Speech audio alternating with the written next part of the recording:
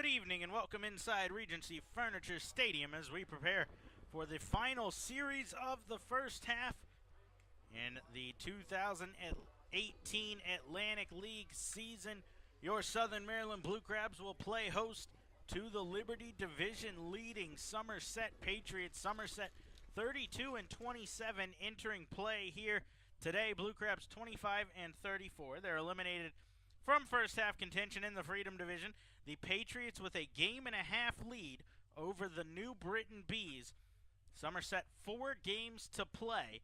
They can close things out here in Waldorf if they're able to take 3 is the magic number right now. That can go up or down pending how the Bees play. But Somerset holds their own fate. If they win 3 of the 4 games here against the Blue Crabs, then nothing the Bees can do will stop them from making the playoffs. Kyle Davies takes the mound. The former big league vet will match up with another big league vet in the form of Brandon Marshall for the Blue Crabs. Alongside my broadcast partner, Andrew Banstra, I'm Brandon Belanda. Welcome in to game 1 of this 4-game set.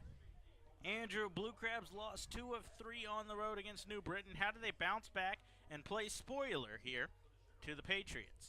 We know how important a couple of new bats in the lineup have been. You talk about the John Griffins of the world and so on and so on. He's been out for a couple of games, and that does hurt the Blue Crabs. I think if you're the Blue Crabs, you just go out knowing that you're still gelling as a squad. So you've got Rosario out there. You've got a couple of guys like Lyon, Marshall on the mound, a couple of guys that have just joined the team. It's still a gelling process. Do what you must do, win or lose. You mentioned you're out of contention, but do what you must do to gel and get ready for the second half. So we'll run through the starting lineups when we come back. We'll step away for a quick break as the Blue Crabs have taken the field.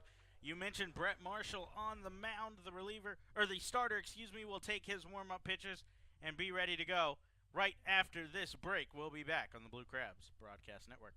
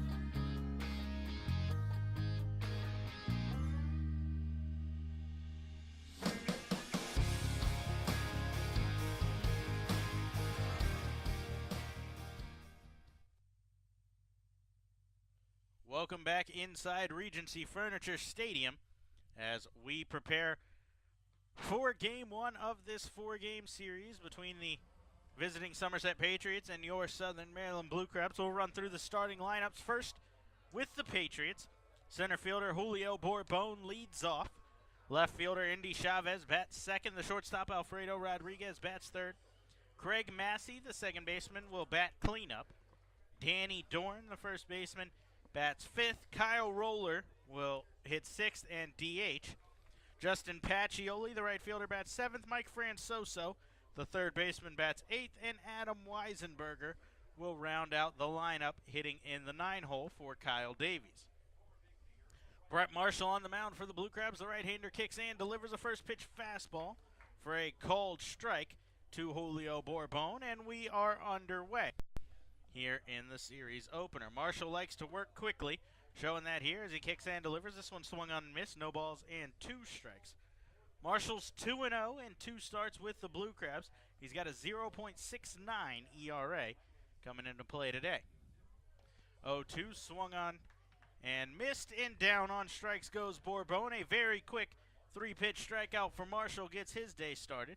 And we'll now run through the defensive line behind him. Ryan Strasburger in left, Corey Vaughn in center, Teodoro Martinez in right. Frank Martinez is at third base, Edwin Garcia and Francisco Rosario at shortstop and second.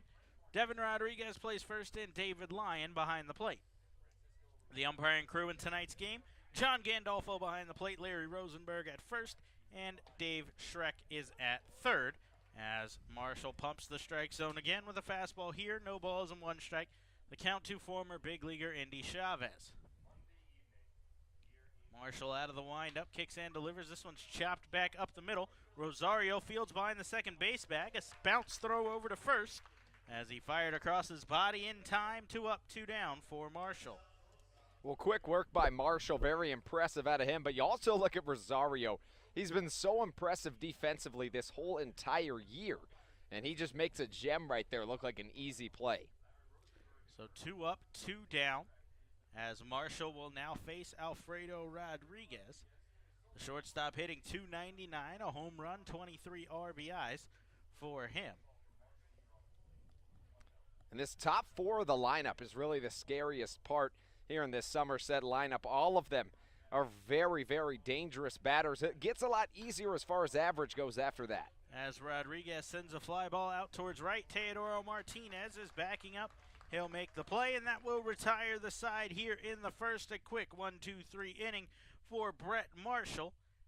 As no runs, no hits, no errors, nobody left on base for the Patriots in the inning. We'll head to the bottom of the first. Blue Crabs look to strike first Ryan Strasburger when we come back on the Blue Crabs Broadcast Network. Hey, this is Sam Runyon, and you're listening to the Blue Crabs Broadcast Network. Fans, join the Blue Crabs on Saturday night, August 18th, as we celebrate Southern Maryland's rich spiritual and religious community with Faith and Family Night. All night long, we will feature performances, prayer, and presentation from area religious and spiritual leaders, as well as post-game fireworks spectacular. Your minister, band, choir, or congregation can even participate.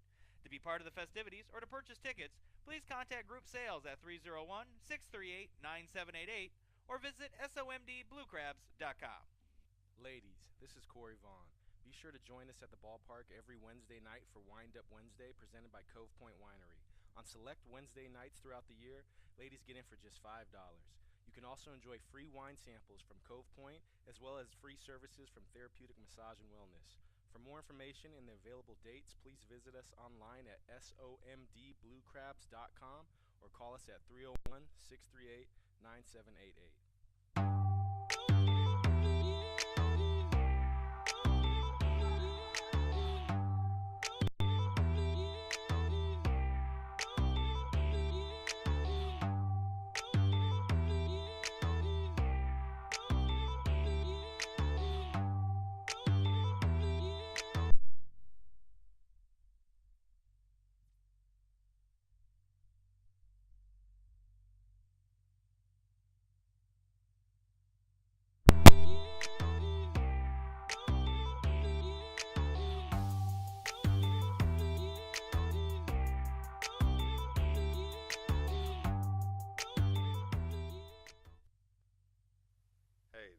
Thompson, and you're listening to the Blue Crabs Broadcast Network. Ryan Strasburger digs into the right-handed batter's box. Kyle Davies is on the mound for the Patriots as the right-hander kicks and delivers. First pitch fastball for a called strike, and we're underway here in the bottom of the first. Davies on the year 1-3 with a 4.09 ERA as this one misses and evens the count. 1 ball and 1 strike. And you immediately notice how much tail he gets on his fastball. Comes in about 4 feet back to the batter. As Strasburger sends a fly ball out towards right, Pacioli is there, and he'll make the catch for out number 1. The 1 up, 1 down starts the day for Davies, as that will bring in Edwin Garcia. Kyle Davies, 8 seasons in the MLB. He played from 2005 to 2011, took a break playing in the minors, and then made it back up in 2015. That was his last appearance. As he just misses here to Garcia, 1 ball. Davies threw just 1 game in that 2015 season as a member of the New York Yankees. He went 2 1/3 innings, scoreless, struck out 2, gave up 3 hits, and that was the end of his big league time to date as he evens the count 1-1 here. He spent the majority of his time between the Atlanta Braves and the Kansas City Royals as he flips a curveball up and in. 2 balls and 1 strike now. He had a career 43-65 record, a 5.57 ERA, and that's really where he sat for the majority of his career. As Garcia, hot shot back up the middle. Davies will field to defend himself, makes the play and flips on to first for the 1-3 putout. 2 up, 2 down for Kyle Davies. Davies' best season, he was 7-6 in his rookie year with the Braves. His best ERA that was that year, a 4.93. So realistically, a pretty high ERA for the majority of his career, although he did spend a lot of time and made a lot of starts between a couple of teams.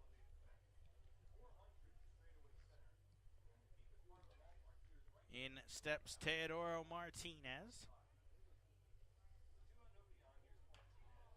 As Martinez sends a chopper down the third baseline, Davies is unable to make the bare hand play.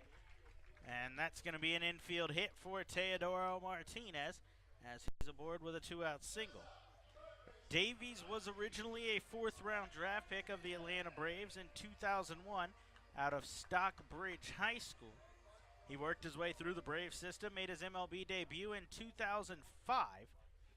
In his debut, 5 innings of scoreless ball, he beat the Boston Red Sox.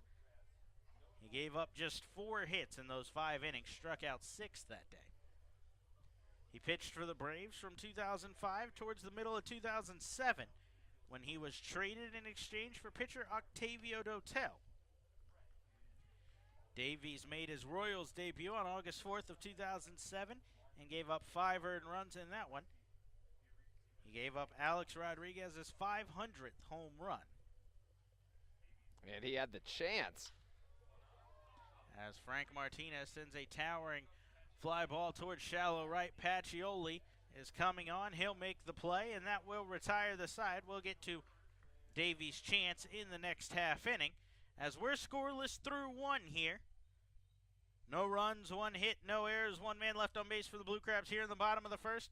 Scoreless ball game. Craig Massey will lead things off in the second as Brett Marshall will get back to work when we come back on the Blue Crabs Broadcast Network. Hey, this is Brandon Compton, and you're listening to the Blue Crabs Broadcast Network. Celebrate the history of our national pastime at the National Baseball Hall of Fame and Museum in Cooperstown. See priceless treasures that will bring your baseball memories to life. Cooperstown is where you, your family, and your friends can relive baseball's greatest moments and honor the all-time greats of the game. Plan your family visit today at baseballhall.org. Be sure to bring your furry friends out to the ballpark with you on July 22nd for our second of 3 Bark in the Park series. This day will feature a Blue Crabs themed dog leash giveaway brought to you by 98.7 WMZQ with a special performance by Avenue Disc Dogs. To secure your seat today, visit us online at somdbluecrabs.com or call us at 301-638-9788.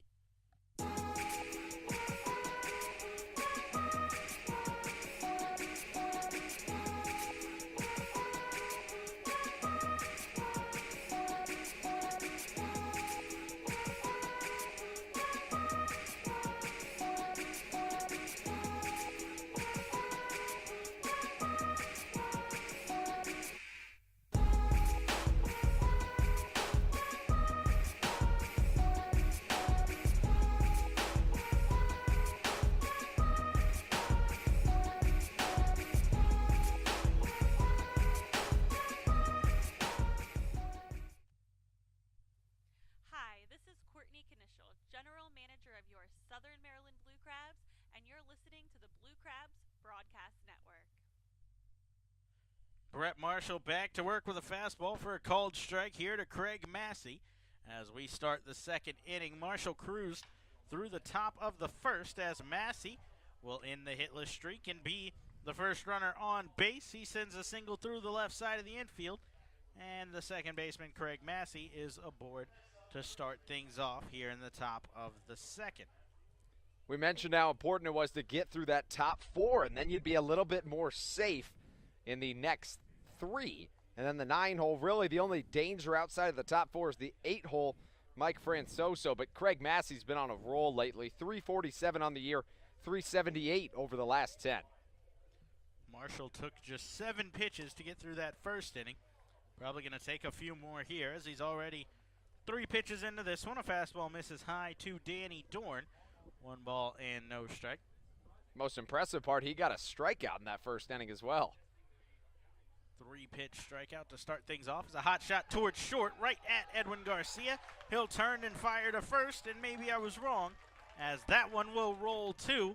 A line drive, 6-3 double play. Not something you see very often, but frozen on the liner was Massey, and Garcia's able to turn 2 out of it. And now Marshall is just 4 pitches into this inning and has the bases empty, 2 outs. I was thinking to myself, maybe he could roll a double play ball, but that's not what I was thinking. I was thinking more maybe he gets a ground ball double play, but we'll take it however it works, and we'll take the broadcast jinx even if it works in reverse. Kyle Roller digs into the left-handed batter's box now as Marshall's first pitch to Roller misses low. 1 ball and no strikes. Kyle Roller has struggled mightily this season. 199 average, 6 home runs, and 18 RBIs as the infield has the big shift on him. Swings here and fouls one out of play. 1 ball and 1 strike. But Kyle Roller is well known around this league as somebody you don't want to be too careful with. 326, or you can't be too careful with, excuse me, as he hit 326 with 22 home runs and 77 RBIs last year. He's got the power, that's for sure. You mentioned the 6 home runs this year and hitting south of 200. So you're right, the struggles are there. See if he can turn that around in the second half of the season as the count evens 2-2 here. The Patriots could really use their big power bat in this series as they look to clinch the first half and make the second half relatively meaningless, as the first half champion in the Atlantic League gets to determine whether they want the first 2 games of the playoff series or the final 3, and they can go the entire rest of the half, or second half, excuse me, knowing that they're already in the spot. That means you can rest injuries, rest pitchers, rest everything, as Roller draws a walk here and will head down to first. Being a first half champion is a very big deal in this league. And you don't even have to worry about making the playoffs in the second half. Now, obviously, you're still going to want to play ball, but you're right. The resting, the what have you, I mean, you see it in all sports. If you can clinch, that's very good because you're rested up going into the playoffs. Pacioli digs in now as he's swinging at the first pitch and fouls it back out of play. No balls and 1 strike to Justin Pacioli. He was an all-star last season, was Pacioli. 2017 all-star, and a 2018 all-star awaits on deck in the form of Mike Francoso, as this one's shot foul to the right side. No balls and 2 strikes. Pacioli hit 281 last year.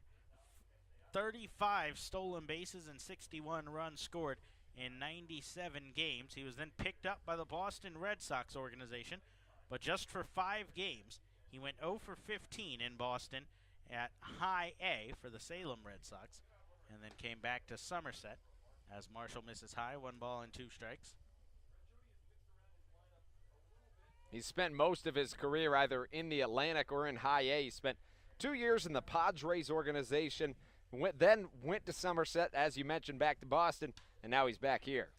As he shoots one down the right field line, Teodoro Martinez gives chase, but he'll run out of room as it'll get up over the wall. 1 ball and 2 strikes will remain the count. Tonight is Hawaii night at Regency Furniture Stadium. We're rocking the flower necklaces Third and fourth are going to have some fireworks spectaculars following the games. You can't miss them. Not only great baseball, but very good fireworks displays afterwards. Can't picture a better night. I thought you meant third and fourth inning, but third and fourth as in tomorrow, and of course Independence Day coming up as Marshall just misses the outside corner with a cutter, and the count will go to 2 balls and 2 strikes. Marshall was headed off the mound. He thought he had strike 3 there. Very warm day here in Southern Maryland. One of the hotter ones we've had this season. As Marshall kicks in, delivers a check swing, but no swing, and the count runs full. 93 degrees right now. And it feels much hotter. It's just a muggy, kind of humid day. One of those days where maybe you wouldn't want to be in catching gear. Payoff pitch, roller off from first as the breaking ball called. Strike 3. And Marshall gets a big strikeout. Pacioli doesn't like the call, but that will retire the side. No runs on 1 hit with the help of a double play. No errors and 1 man left on base for Marshall in the second. We'll head to the bottom of the second. Devin Rodriguez, Corey Vaughn, and Craig Maddox due up when we come back on the Blue Crabs Broadcast Network. Are you looking for the latest and best in Blue Crabs gear? Look no further than the newly redesigned and restocked Crab Shack Team Store, anchored by EC Sports. The Team Store features everything from old favorites like game replica hats and t-shirts to novelty items and collectibles. You can visit our Team Store anytime 9 to 5, as well as during all home games. The Team Store is also available online by visiting somdbluecrabs.com and clicking the Store tab. Hey fans, this is Craig Stem, pitcher for the Southern Maryland Blue Crabs. Make sure you come out every Thursday for Foster's Grill Wings and Beer Night. For just $30, you can enjoy a ticket to the game and 2 hours of all-you-can-eat Foster's Wings and all-you-can-drink beer in the Legends Clubs from 6:30 p.m. to 8:30 p.m. For more information, please visit our website at somdbluecrabs.com or call us at 301-638-9788. Are you looking for the best place to entertain your group, large or small, this summer? Look no further than the Blue Crabs at Regency Furniture Stadium with our newly renovated Luxury Suites and Legends Club, as well as our brand new Party Suite. Our luxury suites have all new amenities and are sure to please your group, while our clean, upscale Legends Club can host up to 160 guests for a game or anytime. New for 2018, the Blue Crabs are excited to announce our brand new Party Suite for groups up to 50 guests. It's double the space for double the fun for double the group, just $20 per person. Call group sales at 301-638-9788 to book your group today.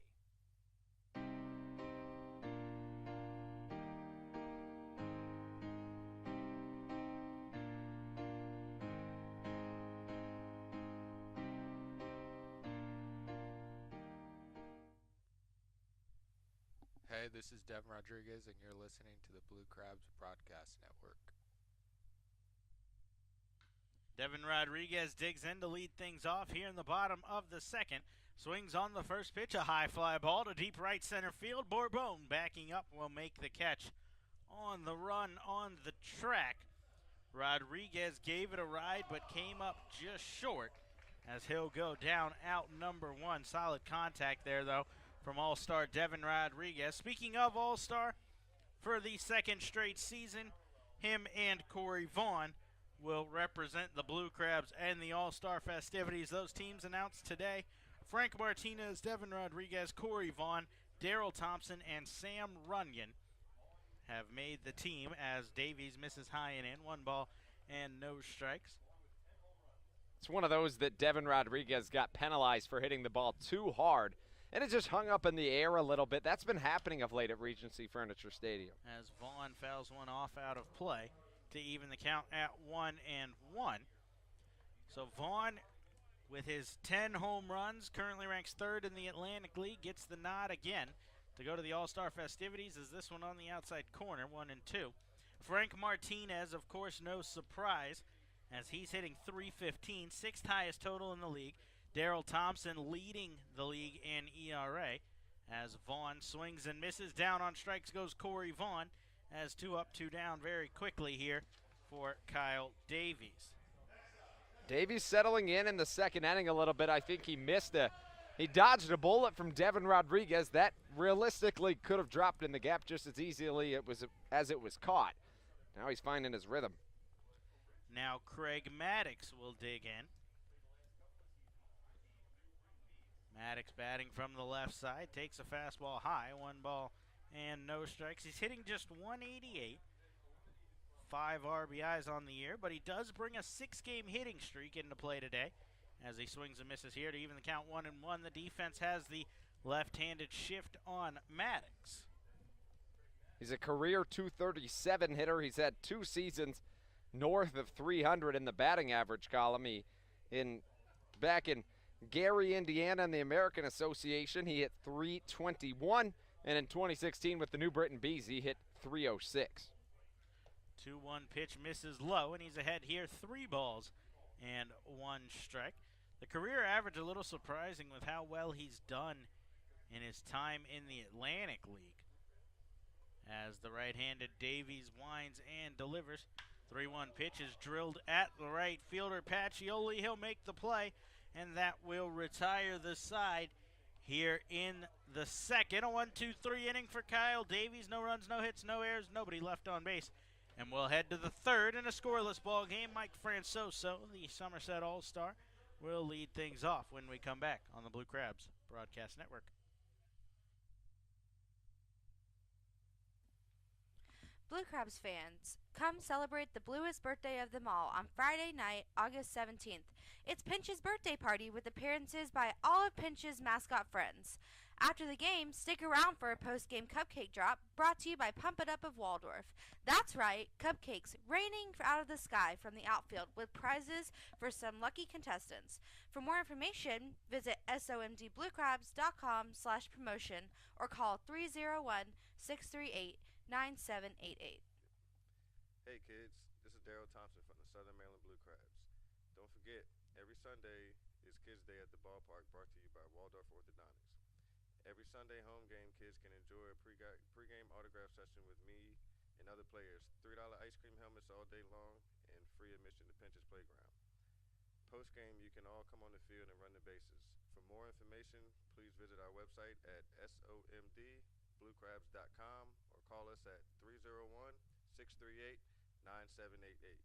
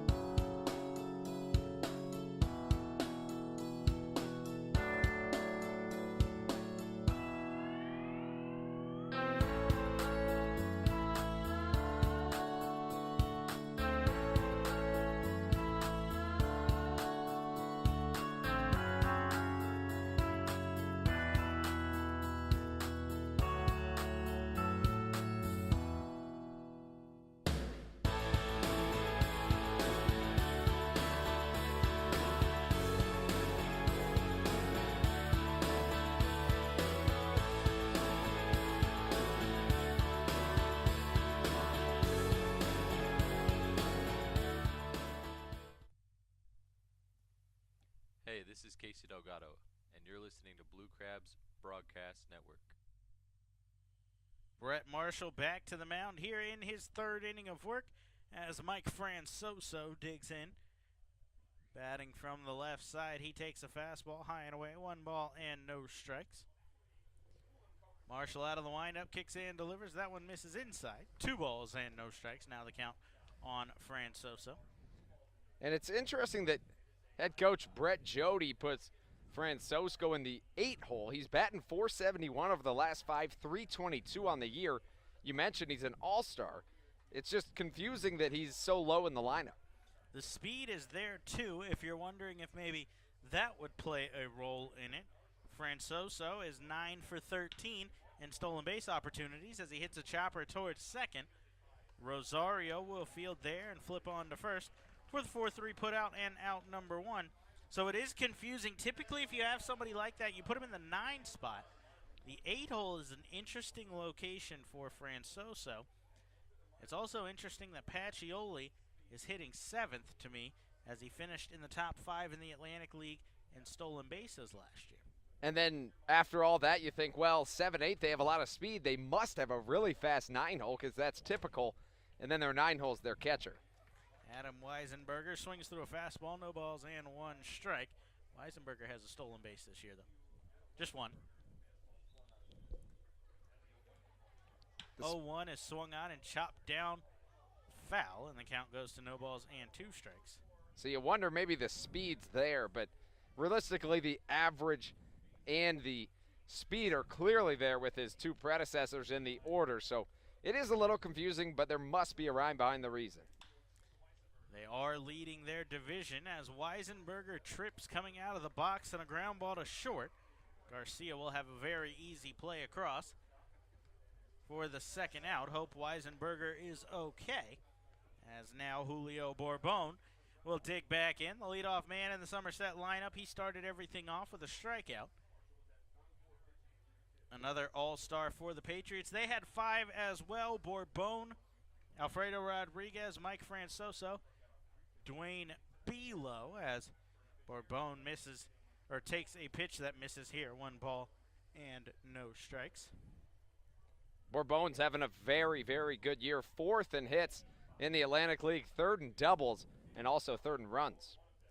The 0-1 is fouled off 1-1. The last all-star, Corey Riordan. Excuse me, I completely forgot to mention him after the pitch to Bourbon.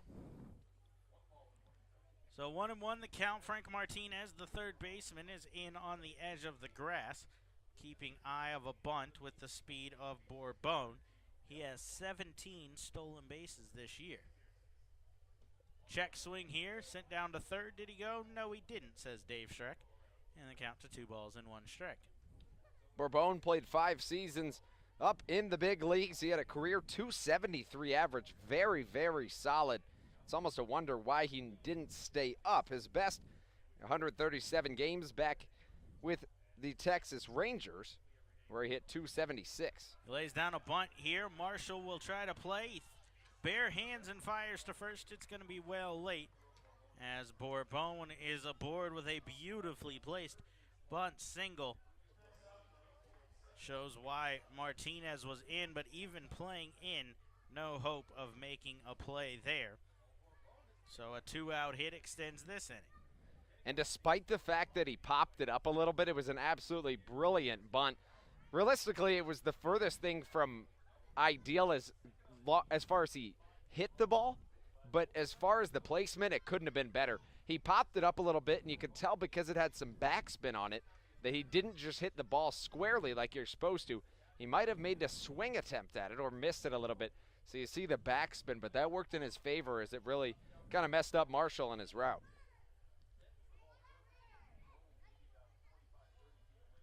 Into the left-handed batter's box digs Indy Chavez.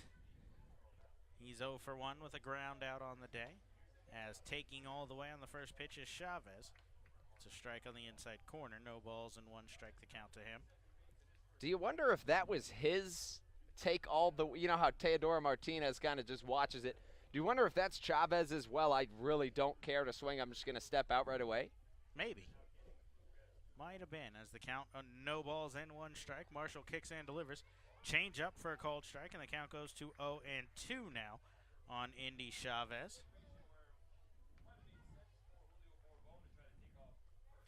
An ideal situation here if Bourbon wants to flash the speed. Worst case scenario, he gets thrown out, and Chavez gets a new chance, and there he goes. Pitch misses low and inside, as Lyon unable to handle that one. It'll skip away, and a stolen base is credited to Julio Bourbon. 18th stolen base of the season for Bourbon, and again, that was relatively an ideal spot for him to swipe second. Andy Chavez, another guy you wonder why he's not still in the bigs. 13 MLB seasons.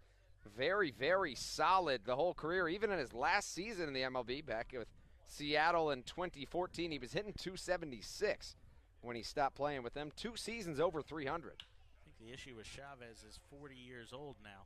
As a fly ball out to Vaughn in center, he'll handle that, and that will retire the side. That's not to say you can't play into your 40s. We've seen Julio Franco back in the day with his sustained success. Chavez still has something left in the tank as he's here on a contending team, but he flies out to end the third inning. No runs on one hit, no errors, and one man left on base. We'll head to the bottom of the third. The Blue Crabs still looking to get on the board first. 8-9-1 due up when we come back on the Blue Crabs Broadcast Network. Hey, this is Cash Beecham, and you're listening to the Blue Crabs Broadcast Network. Are you looking for the latest and best in Blue Crabs gear? Look no further than the newly redesigned and restocked Crab Shack Team Store, anchored by EC Sports. The Team Store features everything from old favorites like game replica hats and t-shirts to novelty items and collectibles. You can visit our Team Store anytime 9 to 5, as well as during all home games.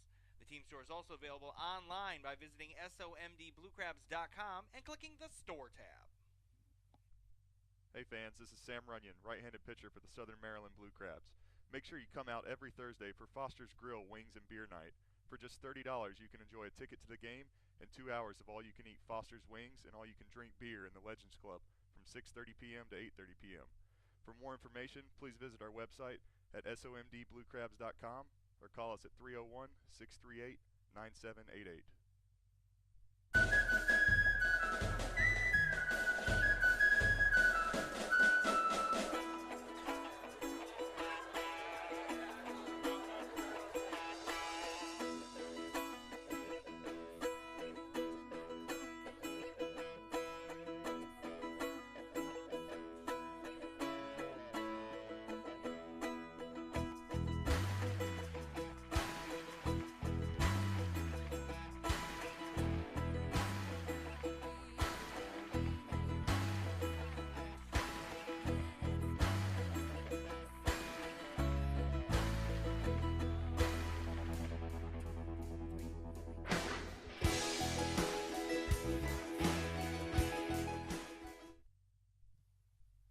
Hey, this is Kalaika Kaho'ohalahala, and you're listening to the Blue Crabs Broadcast Network. 8-9-1 due up for the Blue Crabs here in the inning. David Lyon will lead things off. Swing over a changeup from Kyle Davies. No balls and one strike. Lyon bats from the left side. He takes one low here, and the count evens up. 1 ball and 1 strike.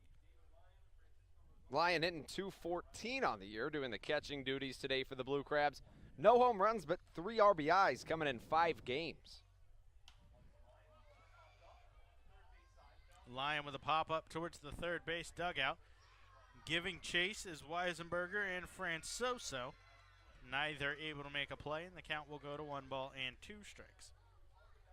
Mentioned the 5 games because Lyon just signed recently by the Blue Crabs, so only played 5 games, but having 3 RBIs in 5 games is a pretty solid start.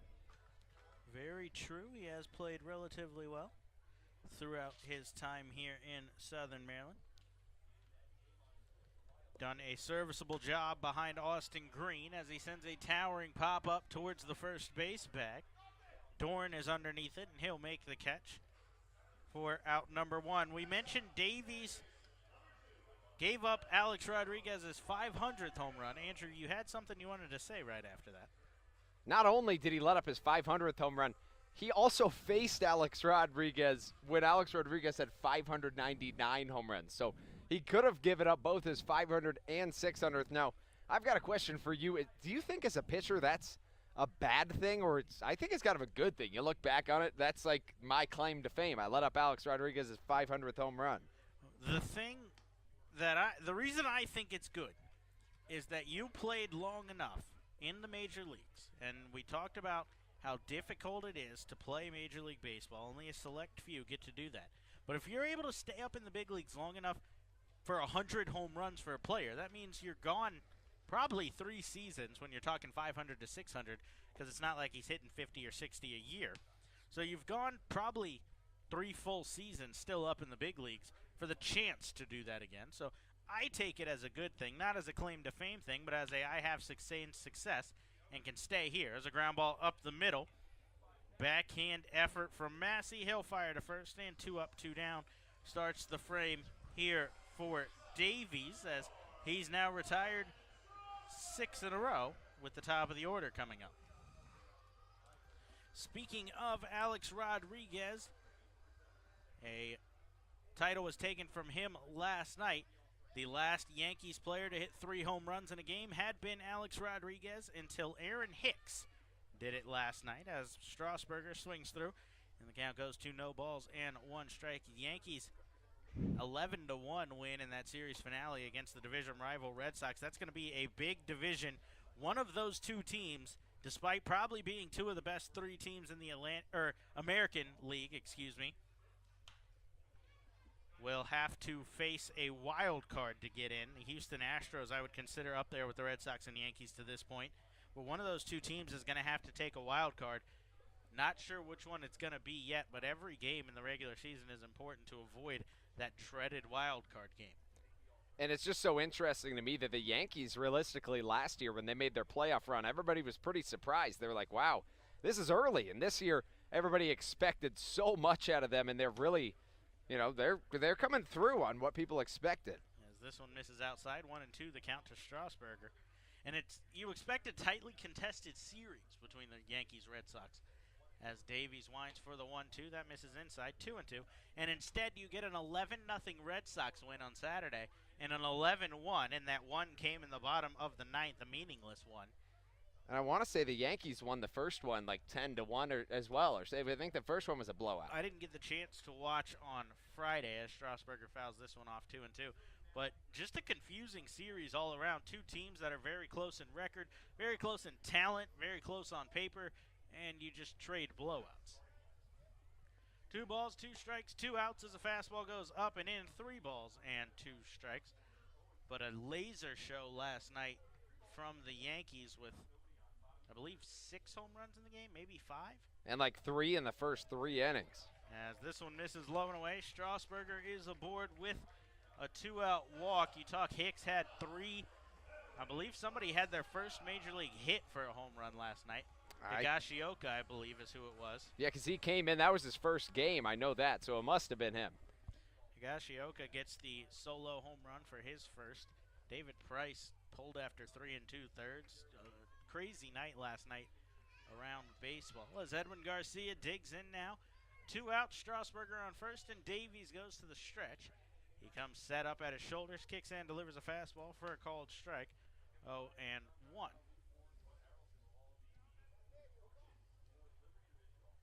Garcia grounded back to the pitcher in his first at-bat.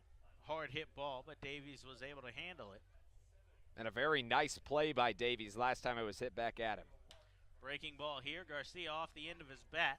Flares one towards shallow center. The second baseman, Massey, will back up, and he'll have room to make the play to retire the side here in the 3rd. A 2-out walk is all the Blue Crabs have to show in the inning. They allow no runs on no hits, no errors, 1 man left on base. We'll head to the 4th. Scoreless ball game with the heart of the Patriots lineup due up when we come back on the Blue Crabs Broadcast Network. Hey, this is Johnny Bladell, and you're listening to the Blue Crabs Broadcast Network. Fans, be sure to join us July 21st for Jurassic Ballpark as the Blue Crabs take on Lancaster. We'll travel back to prehistoric times at the park, even featuring special guests from long ago roaming the stadium. To get your tickets for this exciting event, visit us at somdbluecrabs.com or call us at 301-638-9788. Shopping for groceries in a clean, friendly store? That's smart. Shopping for groceries in a clean, friendly store and saving some money while you're doing it? That's wise. At Wise Markets, you'll find all your favorite brands and prices you'll appreciate. That means more meat for less money, more dinner for less dinero, and more milk for less moolah. Stop by a Wise Market today. Eat better, spend less, that's wise.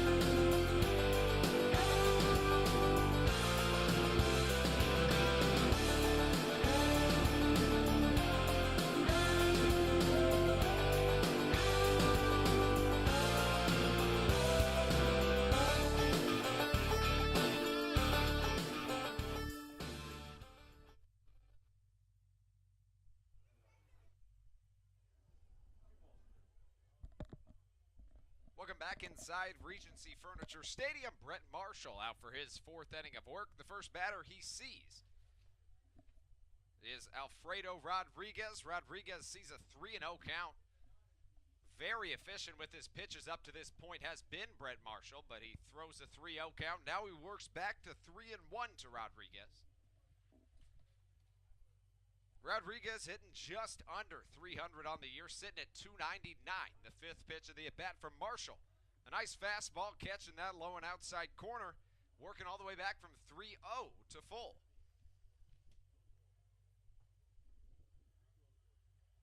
Marshall comes home with the 6th pitch of the at-bat. This time he'll miss just a little bit outside, so all for naught was working back from 3-0 to 3-2. And we see the first Patriot of the inning to reach base, and that brings up the cleanup hitter, Craig Massey. Massey so far in the game, the one of 2 hits for the Patriots on the day for Massey. That's the first walk of the day issued by Marshall, and it comes at a bad time. You never want the leadoff runner aboard. Just the second leadoff runner he's allowed here in 4 innings. Still struggling with command to begin this 4th inning. He'll miss outside with his first pitch to Craig Massey. 1 ball, no strikes, the count. He'll look into his catcher, David Lyon. Peek over to first, now comes set. The leg kick and the delivery. A nice off-speed is able to find its way into the strike zone, and we see the count even up at 1 ball and 1 strike. I hear happy birthday being sung in one of the suites, I believe, and I want to take this opportunity to wish a happy birthday to one of my best friends, Romeo Doty, and, of course, to our salesman. His birthday was yesterday. Happy birthday, Brian Corvera, as well. As a potential another 6-3 double play is ruined by the sun. Edwin Garcia unable to even get a look at that ball. We've mentioned a couple of times as they will credit Craig Massey with the base hit. Mentioned a couple of times how hard it can be at that shortstop position before the shadows creep into his field. It's a hit as the sun can't cause an error. It's just like if a ball gets lost in the lights. Garcia never touched it, never had a chance really at that one, and ends up whiffing at a line drive, and now you've got 2 on, nobody out, in an ideal sacrifice bunt situation for Danny Dorn. I think the Patriots are going to want to play small ball here. They've got a division title on the line to play for. Yeah, I don't know why you wouldn't go with the bunt here. Dorn shows no signs of laying one down, but Marshall misses outside, and 1-0 goes the count. A couple of times this year, Edwin Garcia has missed. A couple of times Edwin Garcia has missed a ball due to the sun. Now it just happens. It's really not anything against him. You do notice that he's not wearing sunglasses. Now, I totally understand that as a first baseman. I never once wore sunglasses in my whole life. I tried it a couple of times in practice. You just can't see the ball as well, and I don't think that it's worth detracting some from your play, because in that situation with the sun in your eyes, you're not going to get the ball anyways. 1-2 goes the count as Danny Dorn swings and fouls one back behind him. Marshall's going to have to work out of trouble now, though. An ideal spot for a double play ball here, especially with Kyle Roller on deck, who's struggling with that below 200 average. We'll see what Dorn does as he'll swing back and see a ball swing back into the zone. Not quite far enough. 2-2 goes the count to the batter, Danny Dorn. Dorn called up to the Arizona Diamondbacks back in 2015 after hitting 374 at the AAA level. He went 5 for 30 with the Diamondbacks and was sent back down after those brief period of games as Brett Marshall continues to have command issues. Here in his 4th inning of work, we'll see the count run full. This is a very important pitch for Marshall. See if the runners might be on the move on the payoff pitch. Rodriguez and Massey both with great speed, but it would be a dangerous spot to send them, especially with a left-handed batter opening up 3rd. No go on the pitch, but a chopper ground ball to short. Edwin Garcia barehanded across the infield. Looked like a bang-bang play at first, just about as close as it gets. Brandon, first base umpire Larry Rosenberg is going to say the runner was safe, so back-to-back singles are going to load the bases for Kyle Roller. That's a tough call. Garcia made an incredible bare hand play. I thought he got it there in time. And now you got the bases loaded with Roller coming up to bat. Great power coming up to the plate for the Patriots. And this could bust wide open right here. In what seemed like it was going to be a pitcher's duel for the whole game. Just 7 pitches in the first inning for Marshall. He's been very solid up to this point, but we see bases loaded with none down. One of the guys with the potential to have the most power in the whole league in the form of Kyle Roller, as he'll take for strike number 1, and 0 balls, 1 strike goes the count. Kyle Roller has hit an incredible 9 times with the bases loaded this season. He's just 1 for 9, but does have 3 RBIs. He'll drill one over to first. Devin Rodriguez catches it in the air, tries to double back the runner. Unable to do so, but that was huge for Brett Marshall. And a nice play by Devin Rodriguez saves a pair of runs. An absolute laser right at Rodriguez. One of the reasons he's an all-star is that glove out there, and he made an extra base hit saving play. That was going to score at least 2, potentially 3, if it got down that right field line, but instead a big out, and that puts the Blue Crabs with a chance for a double play to end the inning with Pacioli out. Pacioli comes up to the plate. He struck out looking his last time up to record the 3rd out of the 2nd inning. Here we are in the 4th, and an off-speed will miss downstairs for the first strike of the at-bat. Make that the first ball of the at-bat. I should have said the first pitch that was thrown by Marshall in this at-bat to Pacioli. Pacioli does have great speed. He's a tough double play. But Marshall's got to find the zone here as he misses again, 2-0. We haven't seen him struggle with the command much, but the leadoff walk to Rodriguez, and now he's dancing around the zone again here to Pacioli. And he's got to lock in right here. Shoot knees once or twice to Pacioli, trusting his field behind him.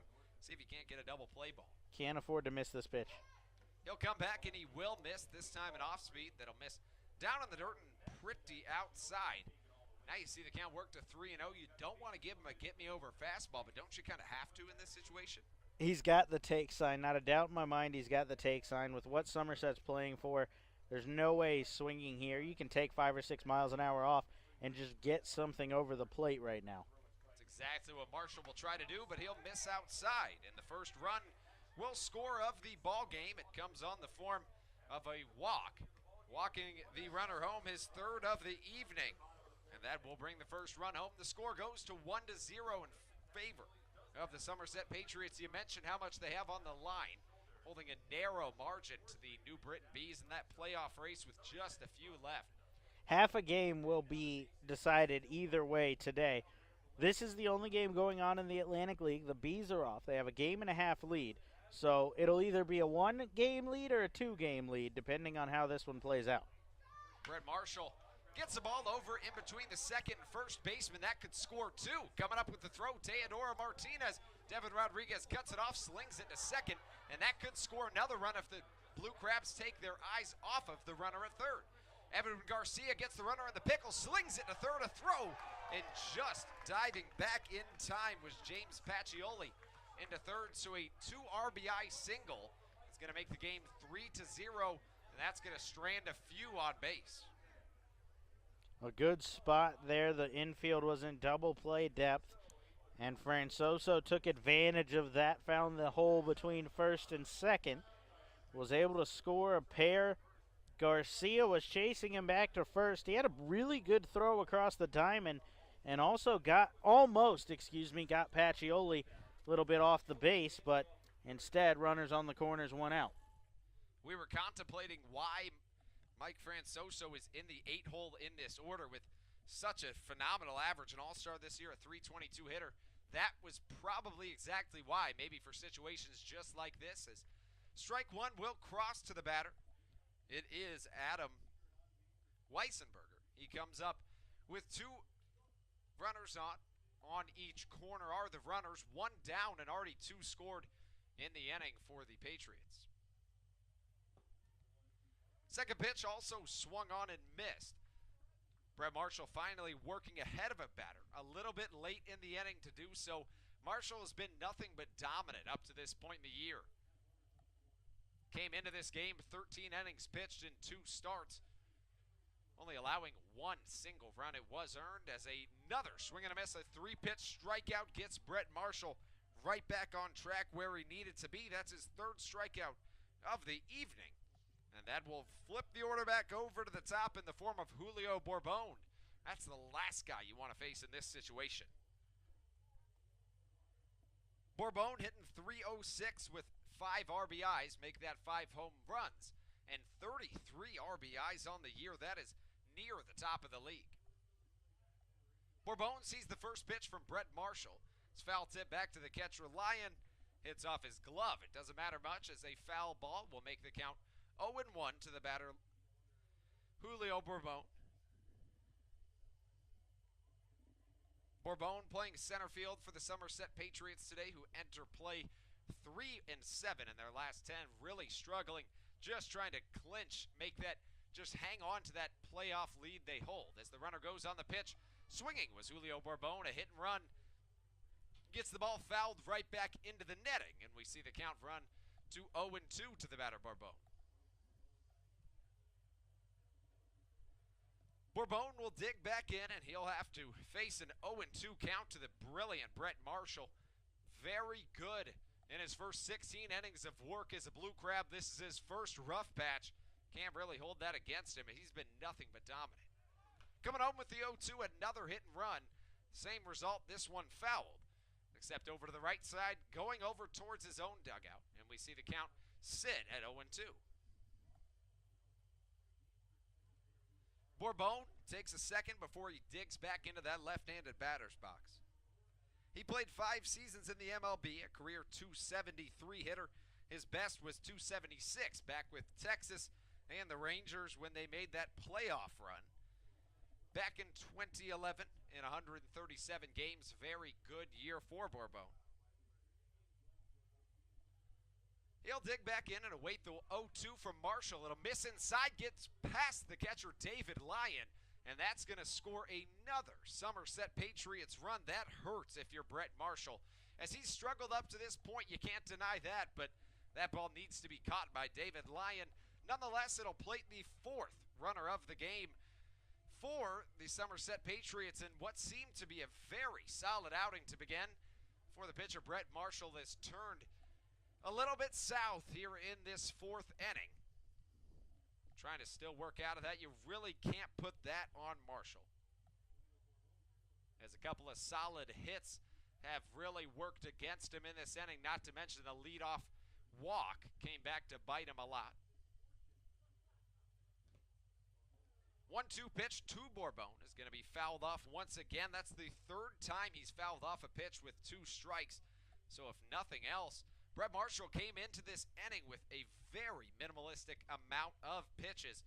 He's thrown a whole lot here in this inning. Consider this, folks, he had 7 pitches in the first inning. Here in the 4th inning of play as a total, he has 69 pitches thrown compared to just 7 in the first inning. So he's really had a lot of stress on that arm. Trying to work it to at least the 5th inning.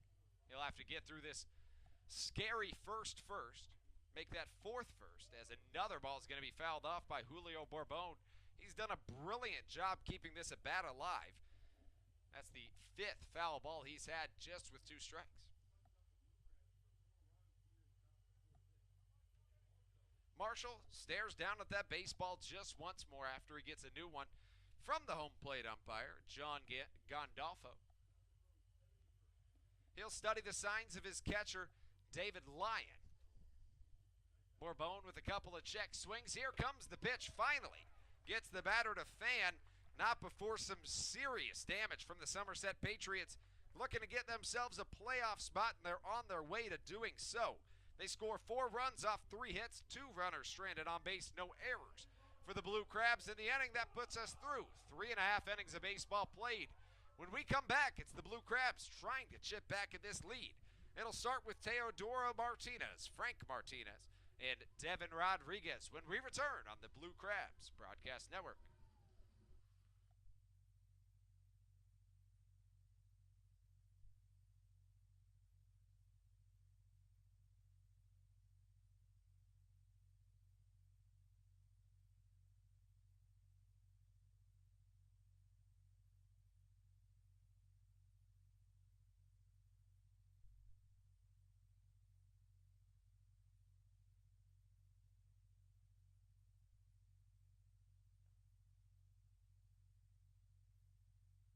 Hey, this is Cash Beecham, and you're listening to the Blue Crabs Broadcast Network.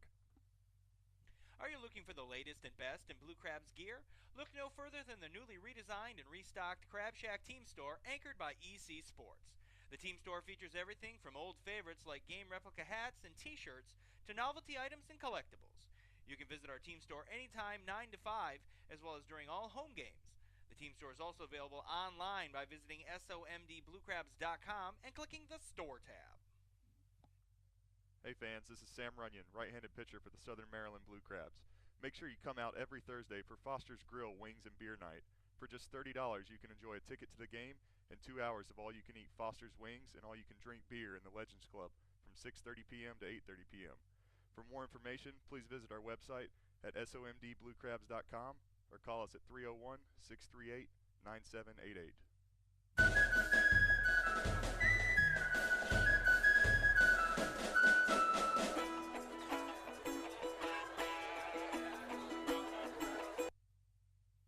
Hey, this is Kalaika Kaho'o Halahala, and you're listening to the Blue Crabs Broadcast Network.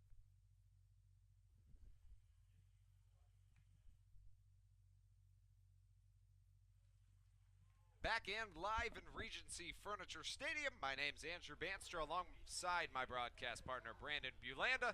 Here we go into the bottom of the fourth inning. The Blue Crabs finding themselves in a unique situation in terms of this ball game as they allowed 4 runs all coming in that top of the fourth inning.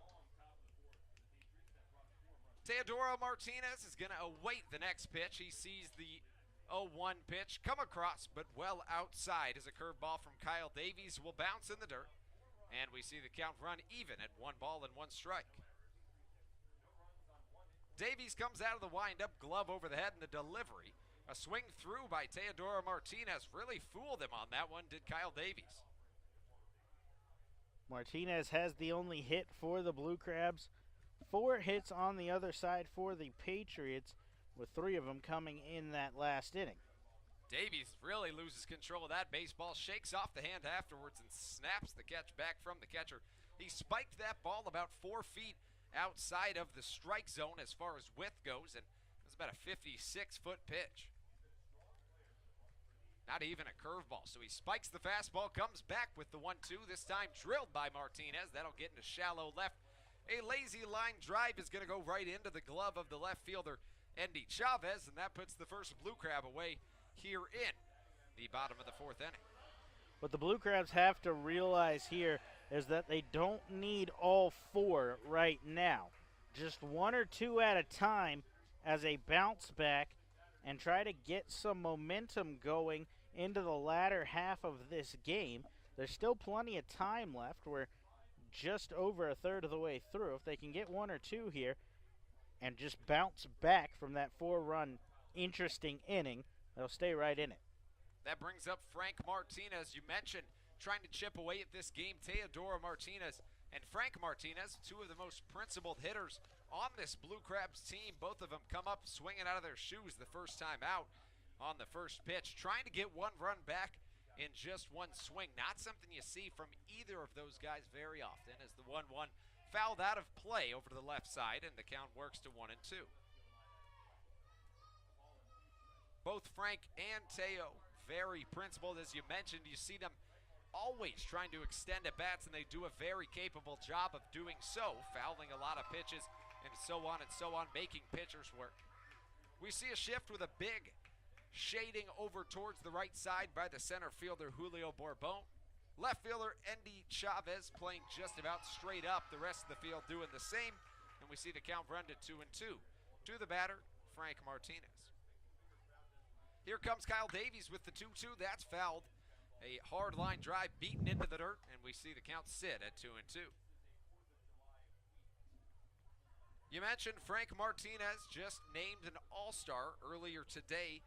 Very well deserving. In all 15 of his professional seasons, he's been about as solid as they come this year, doing the same, hitting .315, 3 home runs, and 22 RBIs. And the 2-2 pitch fouled once again out of play, this time to the left side. We mentioned very principled as a hitter, Frank Martinez, proving our point right, fouling as many as possible off. He's battling here. After that big first swing, he settled back down. He recognizes getting on base for the powerful bats of Rodriguez and Vaughn does the job as well. Davies with a chop line drive over to first, fielding it and stepping on it himself is the first baseman, Dorn. So a very well-hit ball comes for Knott, as a nice play by Dorn is going to put away the second Blue Crab of this bottom of the fourth. That brings up Devin Rodriguez. Rodriguez, we've mentioned a lot of this year about as consistent as they come, but he's coming off of a little bit of a slump. He's raised the average up since that slump. He sat at most of the season around the 300 mark, dropped that down, but he's climbing his way back up the ladder. Sits at 281 coming into today's ball game. First pitch from Davies, misses, make that catches on the outside corner, fastball, strike number one. Rodriguez with solid contact in his first at-bat. Sent a laser out towards right center as he takes a strike two here. Bourbon was able to run it down, and now this time he shifts over, giving Rodriguez his ever-favorite left center field gap. He's a guy that can spray to all sides of the field as the 0-2 misses outside. I don't think Davies had any intention of putting that one in the zone. He was just trying to get Rodriguez to chase. No chase from Rodriguez, 1-2 the count. Davies shakes off his catcher, Weisenberger, about 4 times. Now he'll step back. He likes what he sees. Comes home with the 1-2. That one, a lazy shot out to center. It'll drop out in front of Julio Bourbon. Last time Devin Rodriguez was up, he hit the ball too hard to center. This time not quite hard enough, but that's a good thing as it'll drop for his first base hit of the evening. I think a potential broken bat there for Devin Rodriguez. He'll take it, though, with the base hit. He can do anything to get back up to that 300 mark. He is an all-star on the year. Speaking of, Corey Vaughn, also an all-star on the year, hitting 231, double digits in the home run column with 10 of them on the year, 24 RBIs. He'll come up with 2 down and 1 on and take a high and outside fastball for ball number 1. Vaughn enters play with the 3rd most home runs in the Atlantic League. Coming set is Davies. That's fouled off, a little chopper. It'll dribble its way over towards the Somerset Patriots dugout, and we see the count even at 1 apiece. Corey Vaughn, the son of former perennial All-Star Greg Vaughn. Very good Padre back in his day. The 1-1 from Davies. Looks like it may have caught the outside corner. Home plate umpire Gandolfo says it does not. That's about the same pitch that we saw called a strike to Devin Rodriguez on his first pitch. Davies a check at first, coming home with the 2-1. He'll miss downstairs, and Davies, very much like Marshall coming into the 3rd inning, little command issues, but both of them showing a little bit of a signs of some sort of command issues. Count works to 3-1 to the batter, Corey Vaughn. The pitch and a check swing, a check down to first is not needed, as home plate umpire Gandolfo is going to say that it was a swing. That brings up a full count and a full scoreboard. We've got 3 balls, 2 strikes, and 2 outs. Devin Rodriguez goes on the pitch, you would assume. Rodriguez will get a jump start, see if Vaughn can pull something into that big left center field gap and get the Blue Crabs on the board. He'll call time and step out here. You mentioned his dad, plenty of power, a couple of 50-plus home run season. Vaughn has 10 right now. He's shown his power. See if he can catch up to a Davies fastball. Fastball misses downstairs, and a very patient Corey Vaughn is going to turn a 2-out, no-on situation for the Blue Crabs into a 2-on, 2-out situation for Craig Maddox. He'll come up. Last time he was up, he line drived, very well hit ball over to right field, but it was put right to the right fielder, Pacioli. Maddox had both RBIs in the Blue Crabs' 5-2 loss yesterday. Vaughn's got great speed at first. See if he can find a gap and get 2 more RBIs on his total. First pitch Maddox seizes is a very good 2-seamer that's going to find its way back into the zone to the switch-hitting David Lyon. Make that Craig Maddox. Maddox with that very open stance. The lefty steps back in to face Kyle Davies on the 0-1. The pitch from Davies. A little bit of a check swing. It doesn't matter as the ball will catch the outside corner. Davies going right after Craig Maddox. No problem with it. Now, Craig Maddox is going to have to jump on the next pitch he sees, don't you think? We'll see. Davies could bounce that curveball again or try to get him chasing. He prefers to throw a fastball up and away to lefty, see if he can get him to chase. Let's see what he goes with.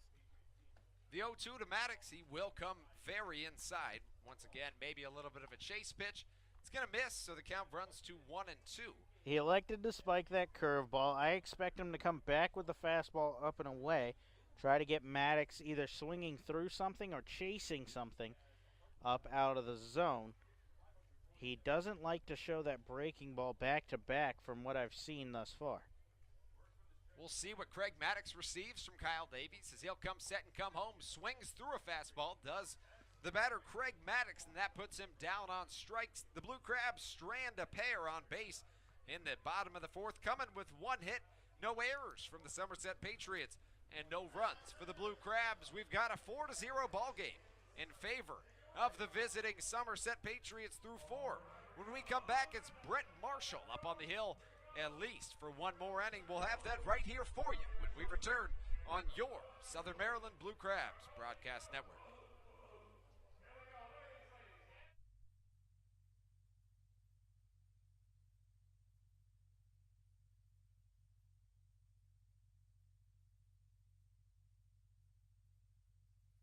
Hey, this is Ryan Strasburger, and you're listening to the Blue Crabs Broadcast Network. Blue Crabs fans, what's more American than baseball and a barbecue cookout? Quite frankly, the two go together like stars and stripes, rockets and red glare, and liberty and the pursuit of happiness. So when you come to Regency Furniture Stadium's all-you-can-eat picnic pavilion, you get both at a great price. The best part is that groups from 20 to 400 plus can enjoy the picnic pavilion, and when you include this home run of a deal with the kids park, paddle boats, and on-field fun, you have a grand slam of an opportunity. Call today at 301-638-9788 to speak with a sales executive or visit somdbluecrabs.com for more information. This is Rick Meehan, Mayor of Ocean City, Maryland.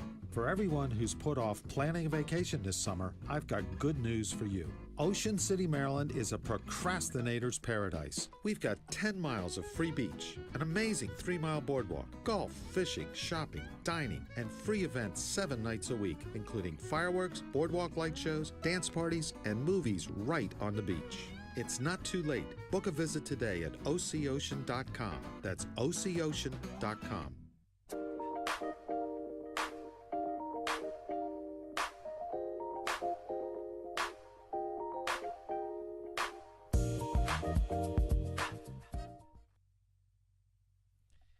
Hey, this is Edwin Garcia, and we are listening to the Blue Crab Broadcast Network. Brett Marshall out for his 5th inning of work. He had a very solid first 3. Very solid first 2 starts of the year before this one as well. His first rocky inning of the year came back in that top of the 4th, in which he allowed 4 runs, every single last one of them earned. And the first batter he'll face here in the bottom of the 5th is Endy Chavez. Chavez digs into the left-handed batter's box. He'll drill one into the ground, gets over Devin Rodriguez, or so it appeared. Devin Rodriguez is able to reach over his head and make an absolutely spectacular play. And if there was any question about it coming into this inning, that, folks, is why Devin Rodriguez was named an all-star here for the Atlantic League today. Rodriguez robs Endy Chavez of a base hit. That's very good for Brett Marshall, as I was mentioning. His struggles coming into this inning. The only struggles, once again, that he's really had on this year have been here in this game, just coming in the last inning. That's how we find ourselves at a 4-0 score. 8 batters saw the plate in that last inning, and the second batter of this inning is Alfredo Rodriguez. He'll find himself a single in between the first and second baseman for the Blue Crabs. That's the 6th hit of the day for the Patriots. That'll put 1 on with 1 down for Alfredo Rodriguez. Make that Alfredo Rodriguez's base hit will bring up Craig Massey. Massey 2 for 2 on the day. A very good day up to this point. When he had his second hit, it was only the second hit of the day for the Patriots. He started an absolute rally coming back in that 4th inning. Craig Massey the left-handed hitting second baseman who's been as good as they get this year. We'll see an off-speed miss upstairs from Brett Marshall, who, to say the least, has struggled out of the stretch to this point in the day. Pretty solid out of the windup, but some struggles with runners on for Brett Marshall as he'll come set, come home with the pitch, and nice two-seam breaks back into the zone of the lefty, or so it appeared. Not the case as the count runs to 2-0 to the batter, Massey. Massey was undrafted out of Faulkner University. He had .465 in his first professional season. That was independent ball. This is first season in the Atlantic. Hitting very well this year, .347. This is his best professional season average-wise since that .465 year in his first pro year. Here he is in his 6th total professional season. And the fourth pitch misses outside. This one a ball, so we see the count run into a hitter's count, 3-1. The count to Craig Massey, and if you're Brett Marshall, you got to shake off that last inning at this point. It seems to be haunting him. If you want any point at knocking the Somerset Patriots a little further out of what they hope they can do, clinging onto that playoff spot, you got to start a little bit more confident with your command as he picks over to the runner at first, Alfredo Rodriguez, just to keep him busy. He is safe over there at first. Stepping off is Brett Marshall, showing a couple of signs of a little bit of negative emotion out there on the mound. Comes to be expected. Once again, the only struggles on the year have come in this last 30 minutes as he comes back with the 3-1. Gets it across the plate. 3 balls, 2 strikes goes the count. The last time he had a full count to a batter was to the leadoff inning. Make that the leadoff batter in the last inning. That was Alfredo Rodriguez, who ended up getting a walk, and a ball is going to get just inches foul from Devin Rodriguez, and will sit at a full count. In that at-bat to Alfredo Rodriguez back in the 4th. It was really a turning point in the game. 3-0 was the start to the count from Brett Marshall. He worked back to full and then walked the batter Rodriguez on the 6th pitch. That brought up back-to-back singles. And then after 1 out, you see a walk bringing a runner home and then a single bringing 2 more home. A run was also later scored. As going on the pitch, a strikeout. See if you can get the throw them out. Unable to get the throw them out. But the strikeout puts away the second Somerset Patriot of this top of the 5th inning. That brings up Danny Dorn. Dorn looking to get that runner in scoring position out of it and across the plate. Maybe switch spots with him. Brett Marshall with other thoughts in mind. Dorn enters on the season batting just about .265. Very solid at this point on the year. Marshall will come set. Comes set of the belt. The leg kick. An off speed works its way back into the upstairs portion of the strike zone, and we see the count run to 0-1. 0-1 the count to the batter, Danny Dorn. The leg kick and the delivery, this one lifted into shallow center field, giving chase is Corey Vaughn. And folks, if there's anybody else than Corey Vaughn in center field, that's for sure a base hit. You don't see speed like that quite often. That, among many more reasons, is why Corey Vaughn happens to be an all-star in the Atlantic League this year. Folks, we've seen a very good first 4.5 innings. When we come back, it's the Blue Crabs looking to get a couple of runs back from the Somerset Patriots. That'll start with David Lyon, Francisco Rosario, and Ryan Strasburger when we return on the Blue Crabs Broadcast Network.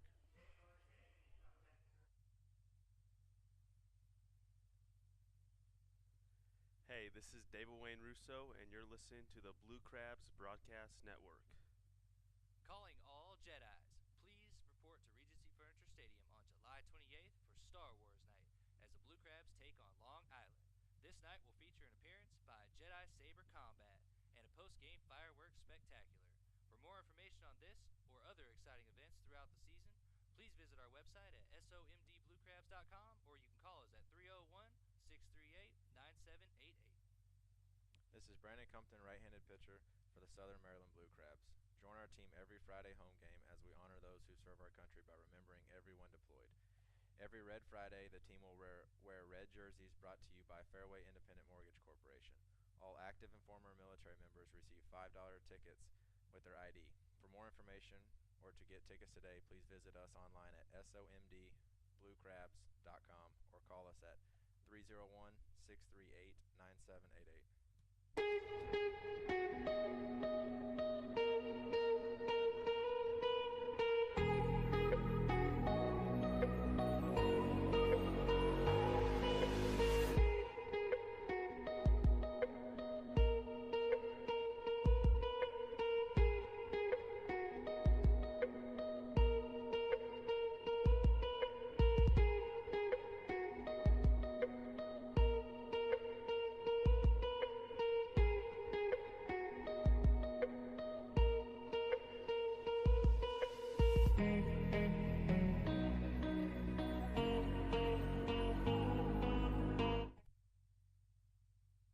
Hey, this is Corey Vaughn, and you're listening to the Blue Crabs Broadcast Network. Back and live from Southern Maryland, my name is Andrew Banstra, alongside my broadcast partner Brandon Bulanda. Here we go into the bottom of the fifth inning. First batter, David Lyon, and he'll foul one off his own leg over towards the right side, and the first strike of this bottom of the fifth has come and gone. Blue Crabs have only put up 4 base runners in the game. That's not bad through 4 innings. The issue is they're all coming with 2 outs. A 2-out hit in the first, 2-out walk in the third, and a 2-out hit and walk in the fourth. This is also a team that struggled a lot with being able to come through with big hits in big situation, most of those coming with 2 outs. But today you're getting the 2-out hits, but those runners aren't in scoring position. Third pitch comes in, it also misses inside. So the count works to 1-2. Lyon comes in on the year hitting .214.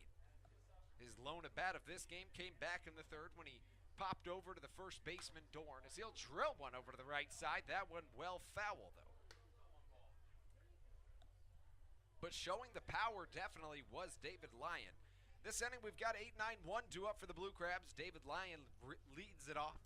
He's followed by Francisco Rosario and then Ryan Strasburger in the hole. Couple of shakes off once again from the pitcher Kyle Davies. He'll step off.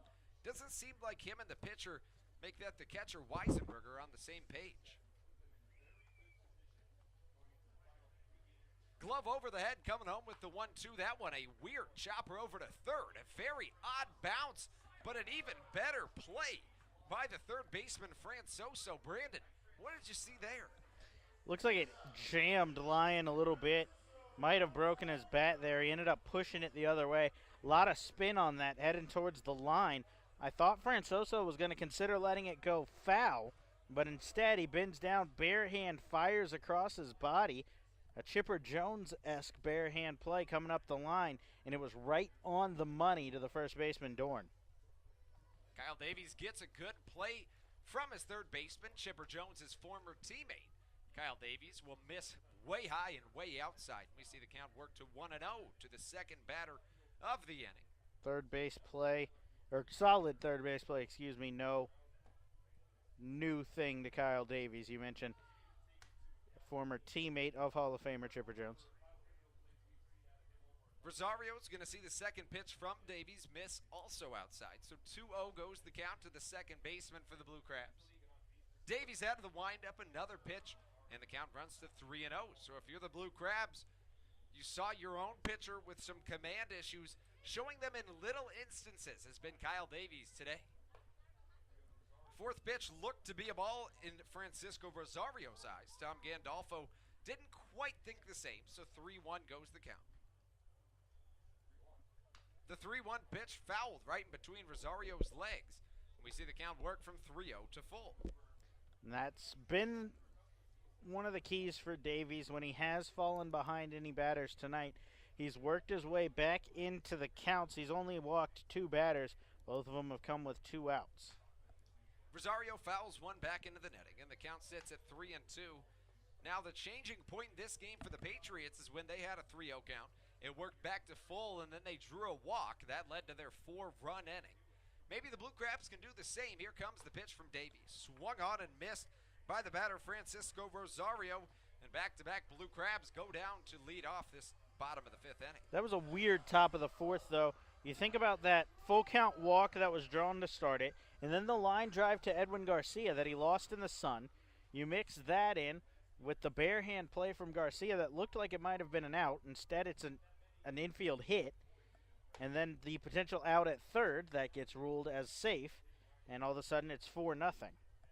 That's a very good point you bring up. Honestly, none of those three are really on Brett Marshall, as Ryan Strasburger's going to drill one into the right center gap. Doesn't have quite enough steam on it, and that's going to be the third Blue Crab out of the inning. They come up and they go down quickly. That's the bottom of the fifth inning for the Blue Crabs. It came with no hits, no runs, no errors, no runners left on base. Brett Marshall will be out for his fifth inning of work. Make that somebody's going to come in and relieve him. When we come back, we're going to have everything you'd ever need to know about the reliever when we return on the Blue Crabs Broadcast Network.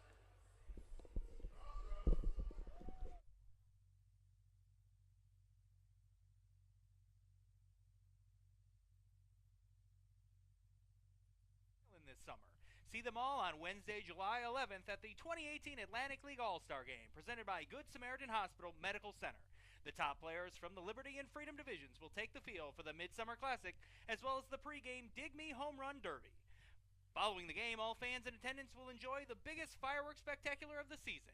Get your tickets for the 2018 All-Star Game today by visiting liducks.com/All-Star or calling 631-940-TIXX. This is Austin Green from the Southern Maryland Blue Crabs. Join us every Tuesday home game as we turn 2 with our new Double Play Tuesdays. These nights, tickets are buy one, get one free in the box office, as well as BOGO on select items at the concession stands. For more information or to get tickets today, please visit us online at somdbluecrabs.com or call us at 301-638-9788.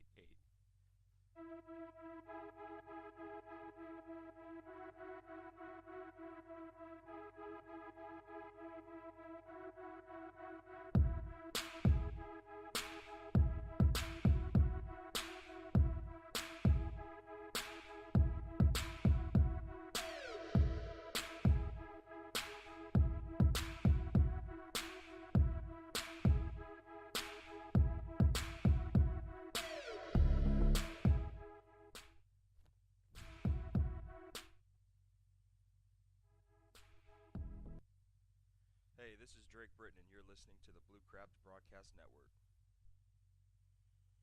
We're back, and we are live from Southern Maryland. Get going with the top of the sixth action. The batter facing Brett Marshall, who, a correction, is out for his sixth inning of work. It looked like there may have been a move to the bullpen, but there isn't one as Kyle Roller sees the first pitch from Brett Marshall miss a little bit outside, and 1-0 goes the count. Marshall comes home with his second pitch, another ball. Brett Marshall, maybe in his own head a little bit, was so dominant through his first 16 innings in a Blue Crab uniform, has struggled in these past 3. Coming home with the third pitch, same result. We see the count work to 3-0, something that led off that huge fourth inning in which the visiting Somerset Patriots scored all 4 of their runs. Fourth pitch to Roller also misses, so a 4-pitch walk coming from your Blue Crabs pitcher. Brett Marshall is going to put the first runner of the inning on in the form of Kyle Roller. That brings up James Pacioli. Pacioli comes up 0 for 1 on the day. He did have a RBI earlier in which he walked, which brought a bases loaded situation with a run home. That was the first of the game. Justin Pacioli ended up coming around to score on a wild pitch in that inning as well, as he got around to third. No bunt. It looked like he may have been trying to move Roller over. We saw a situation where it would have made a lot of sense earlier, but now opting to play small ball is the head coach. Check over to first from Brett Marshall, now coming home with the off speed. A little dribbler over to third. Martinez to second. Now trying for the double play was Francisco Rosario. A nice job jumping over Kyle Roller.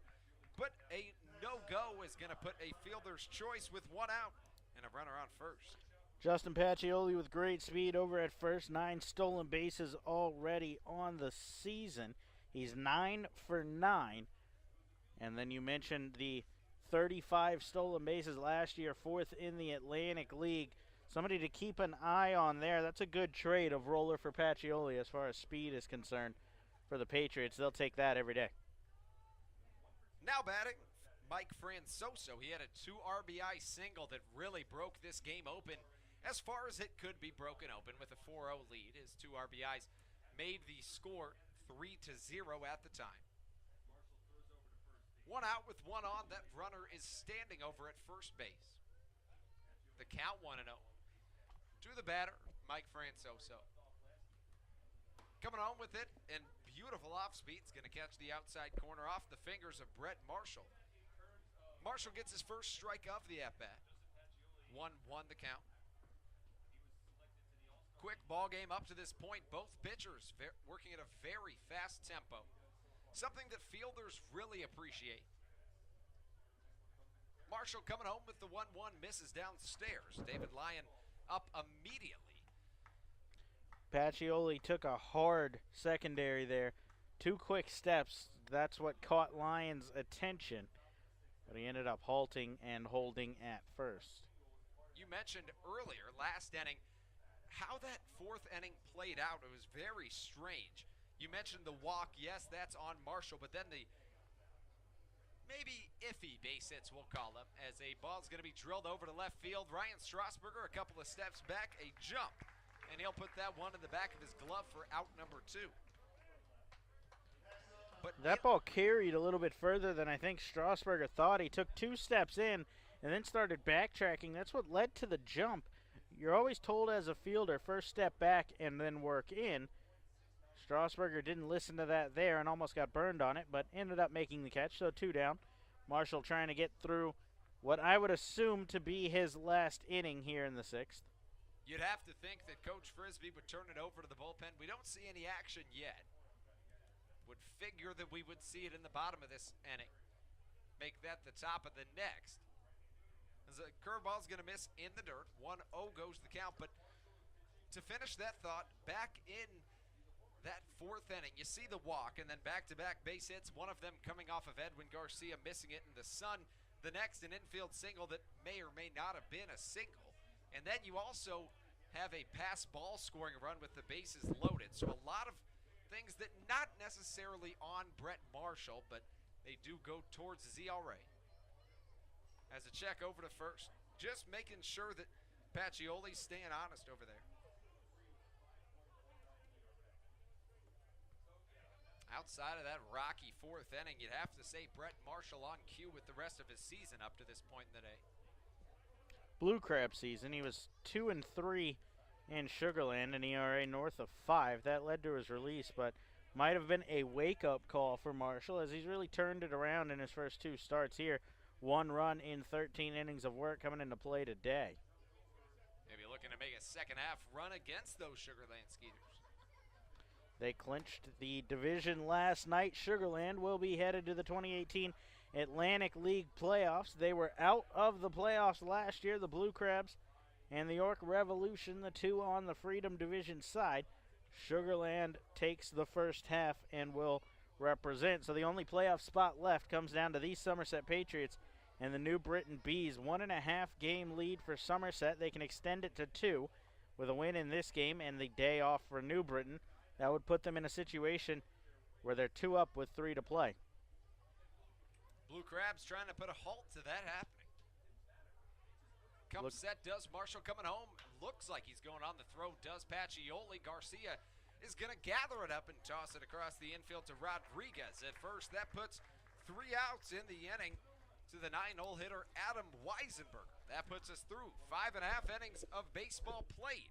When we come back, it's the 2-3-4 hitters for your Southern Maryland Blue Crabs, Edwin Garcia, Theodora Martinez, and Frank Martinez, when we return on the Southern Maryland Blue Crabs Broadcast Network.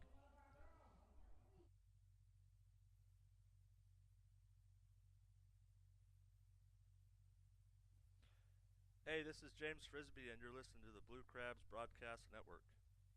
Blue Crabs fans, be sure to join us July 6th as we celebrate Blue Crabs star Daryl Thompson. That night, as part of our Red Friday series, we'll be handing out a Daryl Thompson red bobblehead brought to you by Fairway Independent Mortgage Corporation. Bobbleheads will be handed out of the front gate as fans enter while supplies last. Be sure to get your tickets today at somdbluecrabs.com or call 301-638-9788 to be part of the fun. Washington sports fans, rock your red, wear your curly W's, and break out your burgundy and gold for Washington Sports Night on Friday night, August 10th. That night, there will be a special Washington Sports t-shirt giveaway for the first fans in attendance, so arrive early, and don't miss a special appearance by the Racing Presidents from Nationals Park. To get your tickets today, stop by the E-Trepid box office, visit somdbluecrabs.com, or call 301-638-9788.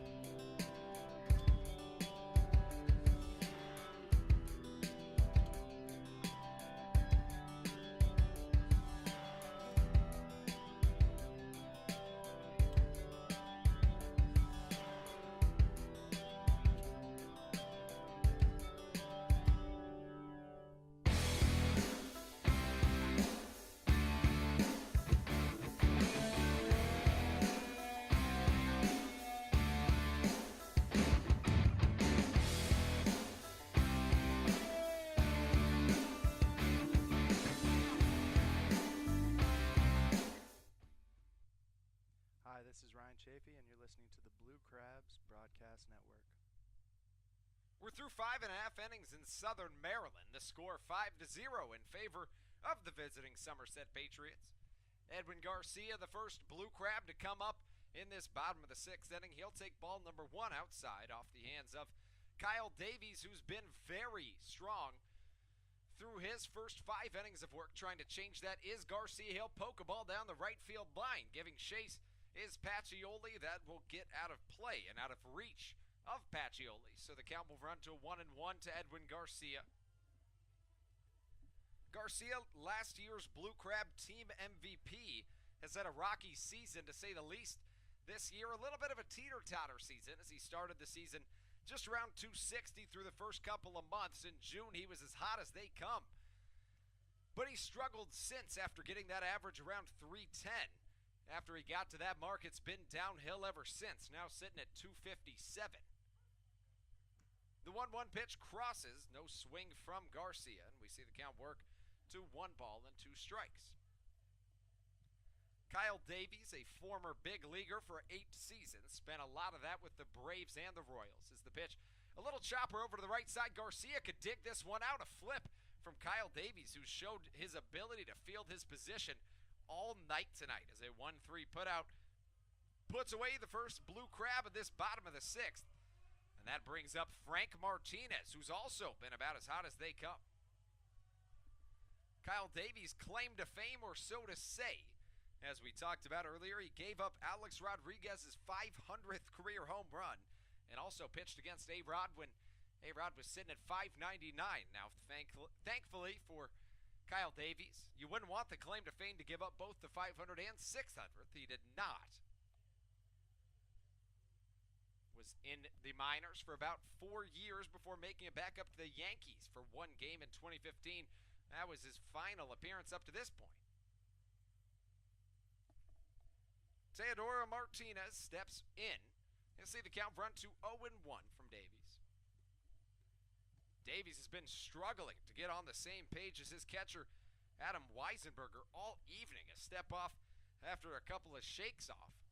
And Teodoro Martinez looking to make that miscommunication work to his advantage. Davies continues to work outside to Teodoro Martinez, and it appears as though they understand what Martinez likes to do, shading him over to the right center gap, only giving him pitches on the outside corner. 0-2 count to Teo. Here comes the 0-2 from Davies. A very aggressive curveball's going to spike into the dirt about 57 feet. Couldn't quite make it the full 60 feet 6 inches, could Davies, and 1-2 runs the count to Teodoro Martinez. Teodoro sees the 1-2, another bouncing ball in the dirt, another curveball, and 2-2 goes the count. Teodoro, his brother Jose Martinez, plays up for the St. Louis Cardinals, having a very solid career up to this point in his third season.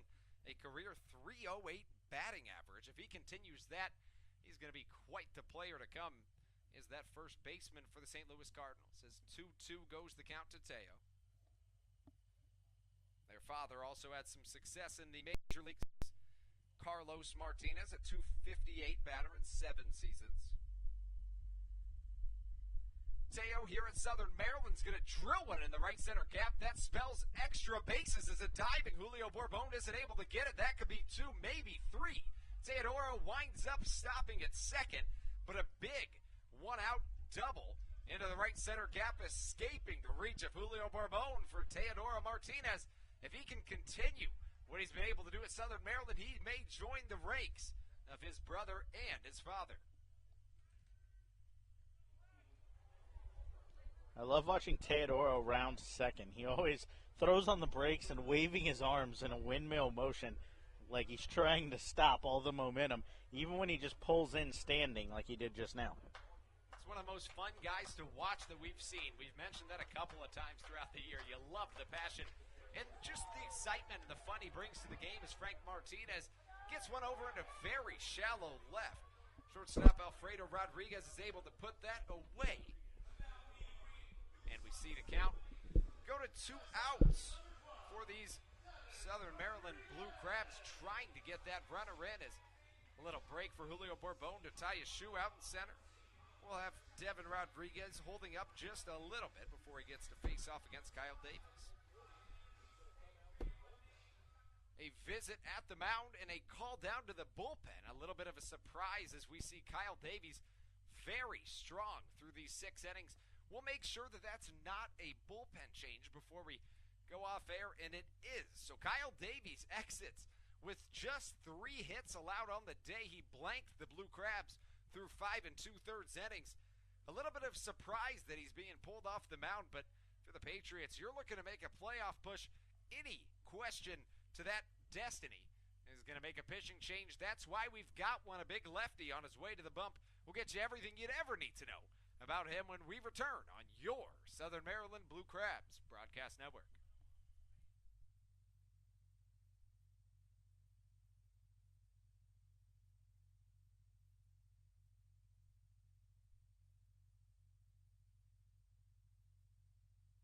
Compton, and you're listening to the Blue Crabs Broadcast Network. Celebrate the history of our national pastime at the National Baseball Hall of Fame and Museum in Cooperstown. See priceless treasures that will bring your baseball memories to life. Cooperstown is where you, your family, and your friends can relive baseball's greatest moments and honor the all-time greats of the game. Plan your family visit today at baseballhall.org.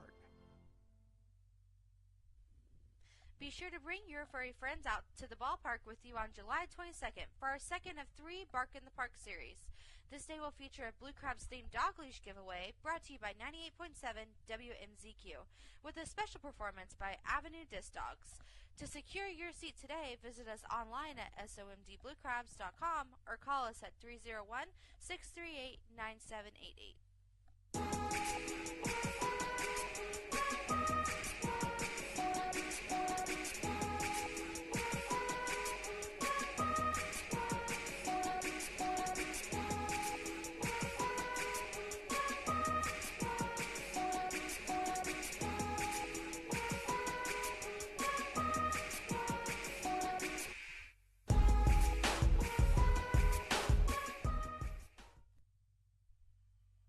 Chase Hutchinson, the new arm on the hill for the visiting Somerset Patriots. He's had a little bit of a shaky year. He has the 4th highest ERA on this Patriots squad, just in front of Kyle Davies, who he's just relieved. So the lefty will come in relief of Davies. His numbers on the year here in his 24th appearance. He's allowed 22 hits, 11 runs, 9 earned through 19 1/3 innings. A good strikeout to walk ratio with 6 walks to 17 strikeouts. He'll look to put away Devin Rodriguez, who's been a hard out not just this season, but realistically his whole career. Devin Rodriguez comes up 1 for 2 on the day. The harder of the two was the out, surprisingly. Rodriguez awaits the sidearm lefty's first pitch. That was a good one, and that's got to be a hard situation for a left-handed hitter. You wonder if that's why they brought Hutchinson in. Hutchinson, a tough batter for lefties to face. Tough for anyone to face a 2017 All-Star. Numbers not quite the same this year, but a solid year last year got him the nod. A check back to second on Teodoro Martinez and a swing at a good slider. It looked to Devin Rodriguez as if it was going to stay in the zone. Hutchinson knew otherwise, and he's maintained control of this at bat for every single pitch of it. Devin Rodriguez, we mentioned, an All-Star again this year. He also was last year. Coming set and a look back to second. The leg kick and the delivery home. Another slider. This one chopped over to second. A tough play for Massey to make, but he will make the play and send it to Dorn. Dorn records the third out of the Blue Crabs, half of the sixth. And we find ourselves through 2/3 of a baseball game, and we will head up to the top of the seventh. We'll have to wait and see if Brett Marshall will take that top of the second. We'll get that to you when we come back. Brandon Bulanda back on the play-by-play when we return on the Southern Maryland Blue Crabs Broadcast Network.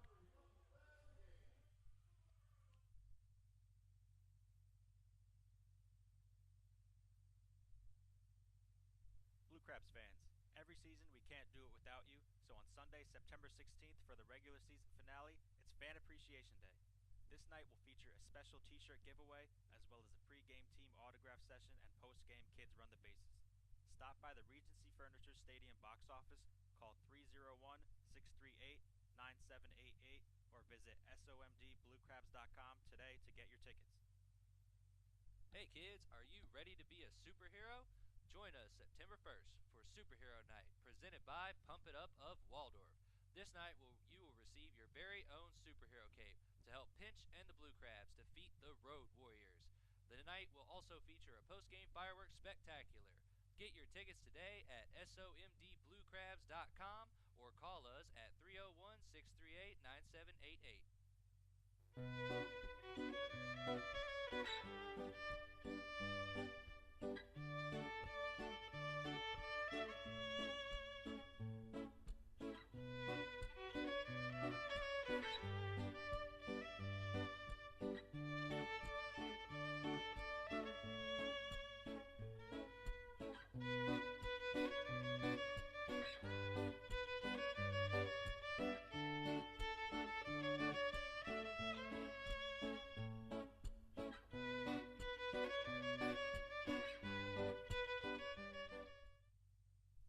Hey, this is Andrew Daniel, and you're listening to the Blue Crabs Broadcast Network.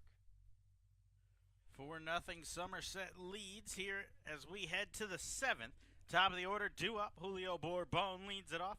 Swinging at the first pitch is Bourbon as he'll send a lazy fly ball out to center, handled easily by Corey Vaughn. One pitch, one out for Marshall here in the inning. Just what the right-hander needs. He enters play on this inning at 96 pitches.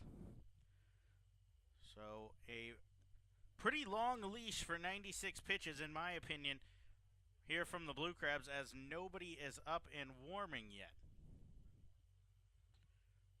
Brett Marshall the first pitch is taken from Brett Marshall by Indy Chavez.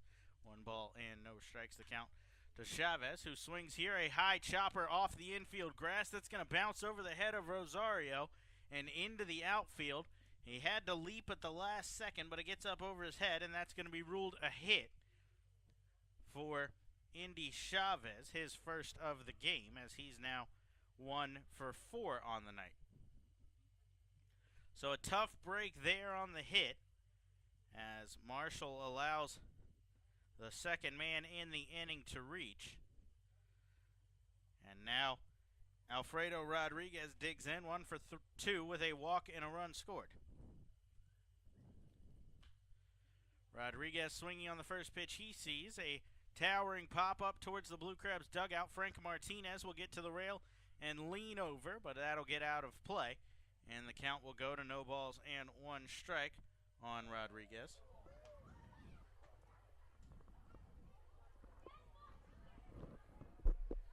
Rodriguez on the day. He is 1 for 2 with a walk and a single. He scored a run on that walk. That walk was the leadoff walk in the 4th.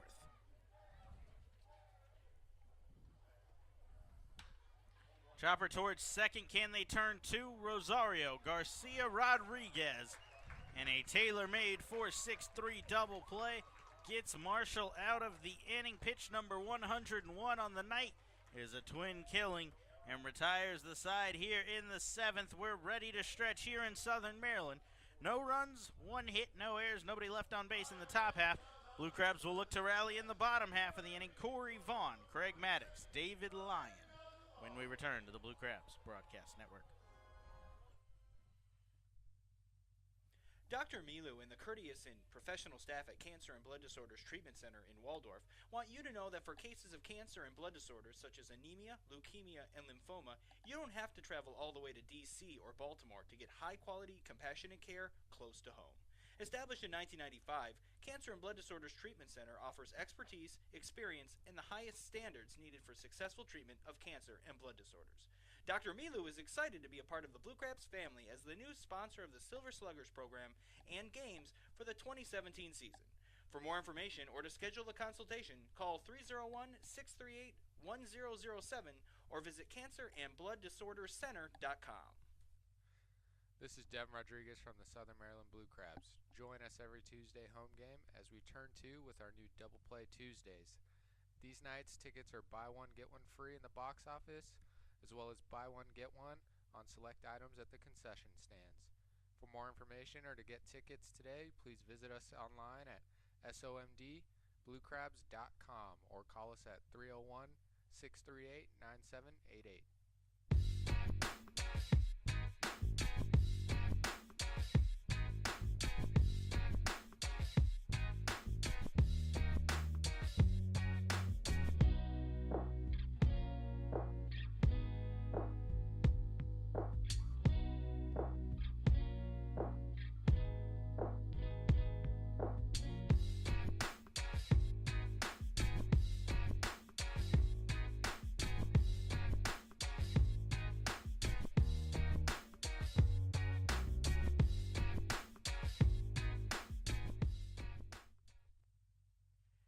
Chase Hutchinson is back to work for the Patriots as Corey Vaughn will dig in to lead things off. 6-7-8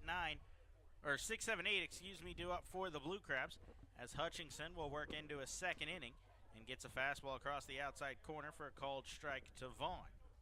Final line for Kyle Davies.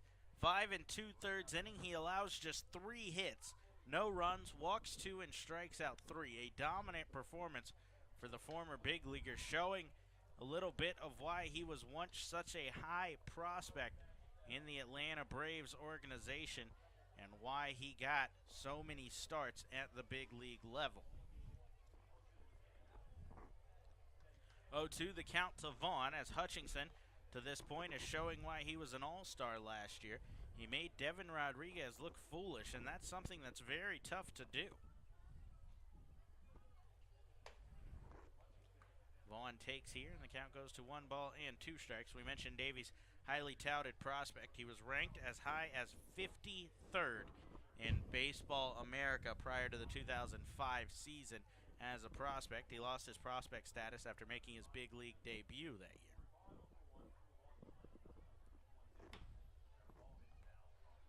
Vaughn fouls one off to stay alive in the at-bat at 1-2. Chase Hutchinson, 6'5", 215 pounds. Last year with the York Revolution, he went 4-3 with a 1.36 ERA in 57 appearances. He also had 5 saves for the Revs last year. You mentioned he was an all-star last year, very dominant. You also mentioned a little bit worse numbers this year, but he's been pretty good through his first few Blue Crabs batters. The 4.19 ERA, not what he is used to, not what he's looking for. He's got a career 3.31 ERA, so it's higher than his career average.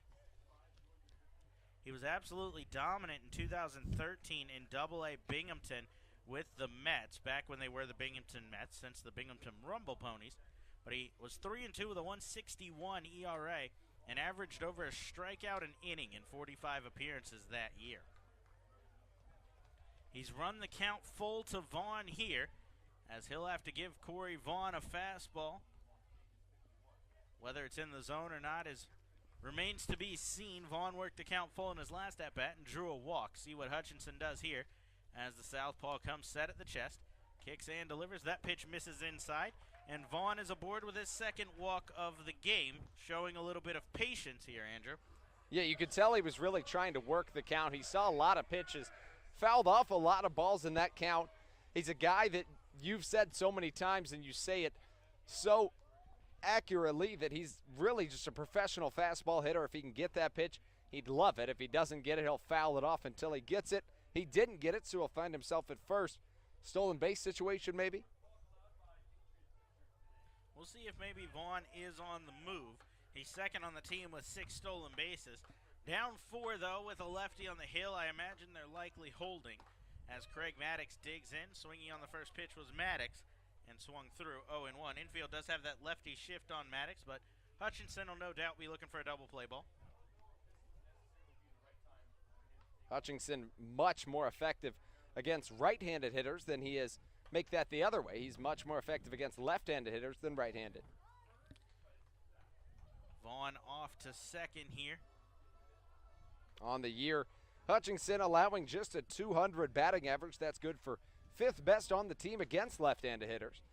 Against right-handed hitters, he has the highest average allowed on the team by a large margin. He's letting right-handed hitters hit .303 off of him, which is astronomically high for a pitcher in regards to opposing batting average. Foul ball was ruled there, so the count goes to no balls and 2 strikes as Vaughn will have to retreat.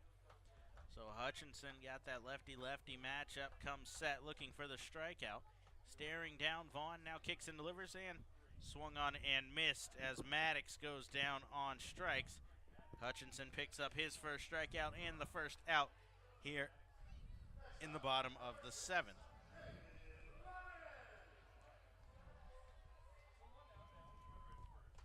That'll bring in David Lyon. Lions 0 for 2, a pop out and a ground out to this point. Patriots will move back into normal depth, trying to turn 2 up the middle. The lefty shift no longer on with a different batter up.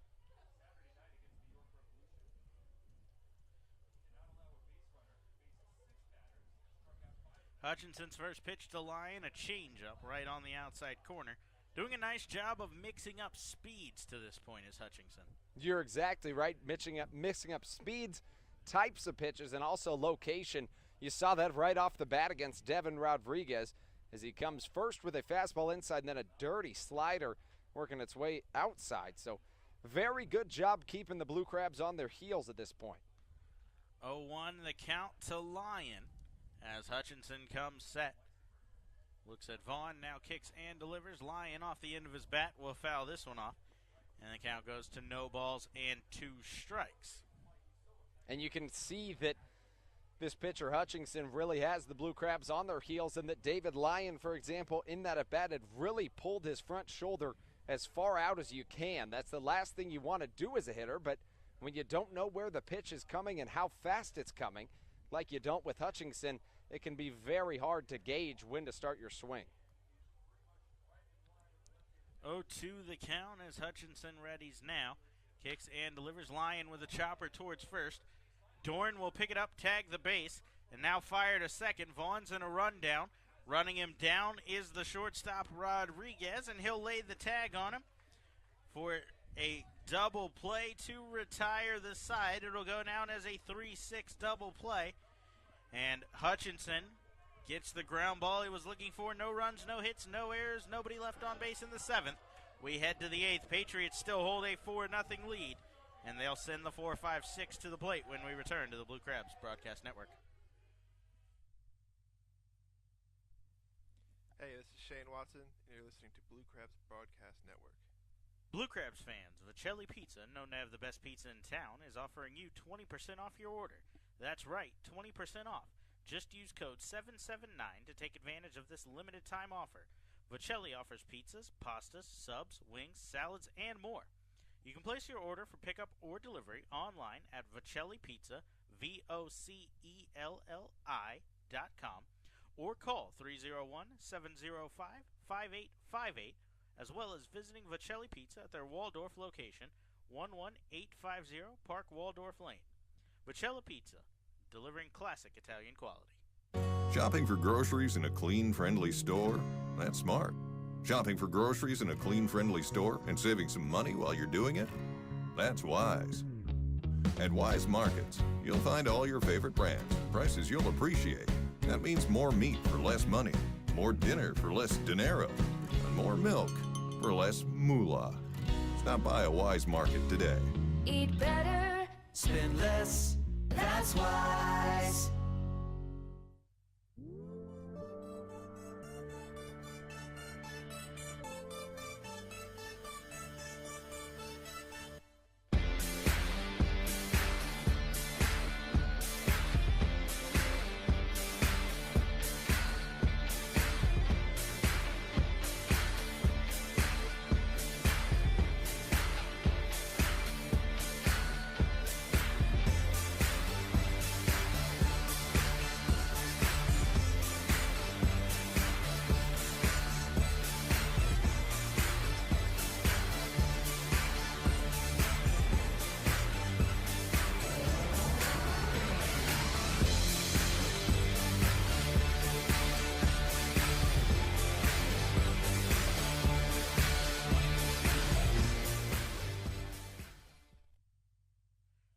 Brett Marshall back to work here in the bottom of the seventh. 101 pitches on the right arm of Marshall, but after a quick seventh inning, in which he took just 5 pitches to get through it, they turn back to him, and he misses first pitch high to Craig Massey. The 1-0 is swung on and fouled back out of play. 1 ball and 1 strike. There is action out in the Blue Crabs bullpen, though. David Wayne Russo warming up, but it is very interesting that he comes out, especially down 4-0, in a situation that he would still be in line for the loss for. 8 innings deep, you mentioned triple digits on the pitch count. Top of the 8th here. He had 101 pitches coming into the frame. I imagine the leash is pretty short right now for Marshall, as a chopper towards first will get foul, and even the count 2-2. Blue Crabs are in a bit of a rough stretch as far as the schedule goes. Bullpen can use any amount of rest they can get. They'll have 13 straight games by the time it's all said and done heading into the All-Star break. 2-2, pitch is swung on and missed, and down swinging goes Massey. Ball bounced on its way to the plate, so Lyon will have to pick it up and flip down to first. But Massey is retired on strikes for the second time in the game. And that is strikeout number 6 for Brett Marshall to this point. Outside of that 4th inning, Marshall's been pretty good. If you ignore that, 4 runs on 3 hits, he's allowed just 4 hits in the total ball game. You're right, a pretty solid day up to this point. He also has 6 strikeouts on the day through 7 innings of work. So you got to like the numbers up to this point in the day. He came in with 15 strikeouts, make that 13 strikeouts on 13 innings. So on a pretty good pace. This one's rolled towards second. Rosario will field there and flip on to first. A quick 4-3 put out on just 2 pitches. Retired Danny Dorn. And now 7 pitches into this inning. Marshall could get through 1 more. Pitch number 109 is upcoming. It'll be the first pitch to Kyle Roller, who's drawn a pair of walks to this point. And you wonder if they don't just send him out for the 9th at this point, Brandon. I can't imagine he gets another inning in, as he gets pitch 109 across for a strike. He's going to be up above 110. I imagine you just turn the 9th over to Russo and let him go, as a breaking ball is hit out towards center, and pitch number 110 will finish off the 8th inning. Marshall works a 1-2-3 frame. Maybe they do send him back for the 9th. He appears to be getting stronger as the game goes on. No runs, no hits, no errors, nobody left on base in the inning. Blue Crabs will need a rally coming soon in the bottom of the 8th. It'll be the 9-1-2 looking to get the offense going when we come back on the Blue Crabs Broadcast Network. Hilltop Signs and Graphics is the official signage partner of the Southern Maryland Blue Crabs this 2018 season and specializes in custom signage, vehicle wraps and decals, site lighting, and much more. Since 1992, Hilltop's top priority has been providing customers in the DMV area with the highest quality product. Call today at 301-373-7878 to start your project or visit hilltopsignsmd.com for more information. Hilltop Signs and Graphics, where design, fabrication, and installation is our expertise. Blue Crabs fans, your group of 20 or more can join us all season long with any of our several group hospitality areas at Regency Furniture Stadium. Our spacious and modern amenities can entertain your group starting at just $10 per person. The open-air picnic pavilion, upscale Legends Club, or luxury suites provide the backdrop for great nights at the ballpark. Call group sales at 301-638-9788 for more info or to book your group today.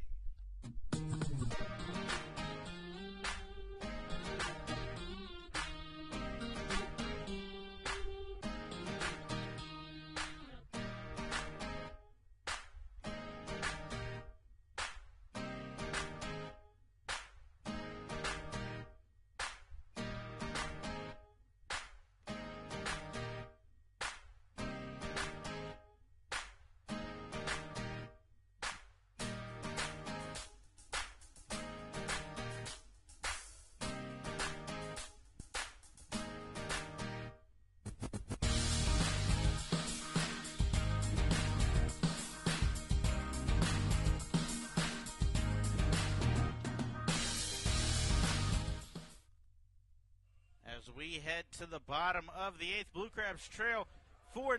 Breaking news from the NBA. If you thought the NBA lacked disparity before, you'll love this news. DeMarcus Cousins to the Golden State Warriors as Francisco Rosario to the plate here. In the 8th, Dustin Mulliken, the new pitcher, on for the Somerset Patriots after an inning and a third from Chase Hutchinson.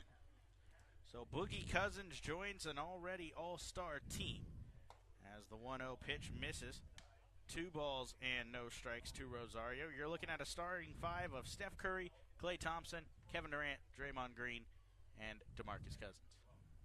To be perfectly frank, Brandon, I'm just at a loss for words. It makes me angry as an NBA fan, to be honest with you, in that as the ball misses downstairs to Rosario, in that you look at a team like that, and you look at a guy like LeBron James that's a generational talent. The NBA, by allowing this to happen, is essentially taken the ability for him to win any more championship rings out of the equation. Called strike on the inside corner. He brings the count to 3-1 as Mulliken comes set and delivers. This pitch, a called strike, brings the count full. 3 balls and 2 strikes. Dustin Mulliken, 6'4", 230 pounds, out of Tempe, Arizona. The payoff pitch is swung on and fouled back into the screen. Mulliken on the year, making his 21st appearance. He's 1-0 with a 5.31 ERA, 25 strikeouts in 20 1/3 innings, though.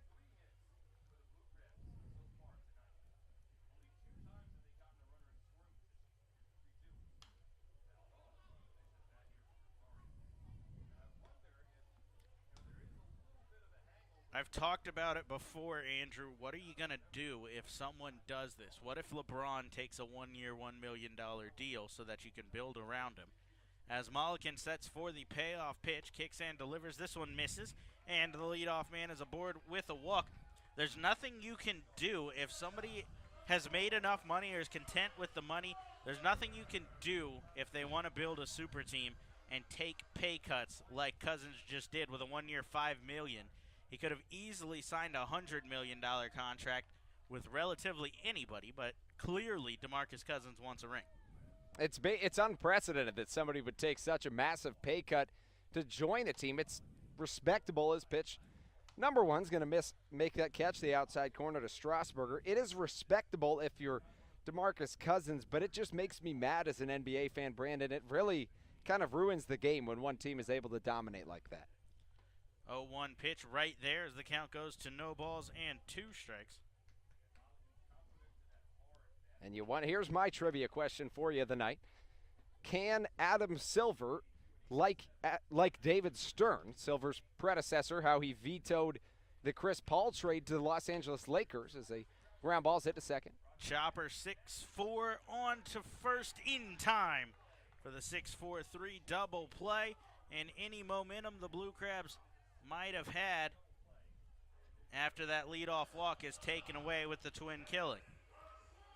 No, they're not going to do anything to veto the deal. What Cousins wants to make, coming off of an Achilles injury, you don't know the market for him. You don't know the max deal, anything, this and that. I know that he could have gotten a max just based on the fact that he could have gotten a max, as time's going to be called very late here. A pitch or a ball has come onto the field. It was a called strike, but no pitch will be the call. You got to imagine that DeMarcus Cousins is getting a max deal from the Lakers just in of the fact that they cut Julius Randle, so they clear even more cap room. That could have landed them Leonard and Cousins probably could have gotten close to a max contract. This pitch misses, 1 ball and no strikes. So is it within Adam Silver's power to veto this signing? No, it's not. As Garcia fouls this one off, the count will even up at 1 ball and 1 strike. No way he can do anything in regards to this. You can't veto. If Cousins wants the offer and the Warriors offered it and he wants to sign it, then that's his prerogative. As the 1-1 pitch is pushed down the first base line, 1 ball and 2 strikes. But to put it in perspective, Dwayne Dedman is making $6.3 million this year. That's absolutely insane. I mean, it is just mind-blowing. Some shocking news out of the NBA, folks. Blue Crabs hoping for a shocking late-inning rally. They trail 4-0. Bases empty, 2 outs here in the bottom of the 8th as Mulligan blows a fastball by Edwin Garcia here. And with the help of a double play, a 1-2-3 inning. You've got no runs on no hits, no errors, nobody left on base. We head to the 9th. And a 4-0 game. Day is done for Brett Marshall as Craig Stem on his way out of the bullpen when we come back on the Blue Crabs Broadcast Network. Washington sports fans, rock your red, wear your curly W's, and break out your burgundy and gold for Washington Sports Night on Friday night, August 10th. That night, there will be a special Washington Sports t-shirt giveaway for the first fans in attendance, so arrive early. And don't miss a special appearance by the Racing Presidents from Nationals Park. To get your tickets today, stop by the E-Trepid box office, visit somdbluecrabs.com, or call 301-638-9788. Join our team every Friday home game as we honor those who serve our country by remembering everyone deployed. Every Red Friday, the team will wear military-inspired jerseys brought to you by Fairway Independent Mortgage Corporation. All active and former military members receive $5 tickets with their military ID. For more information or to get tickets today, please visit us online at somdbluecrabs.com or call us at 301-638-9788.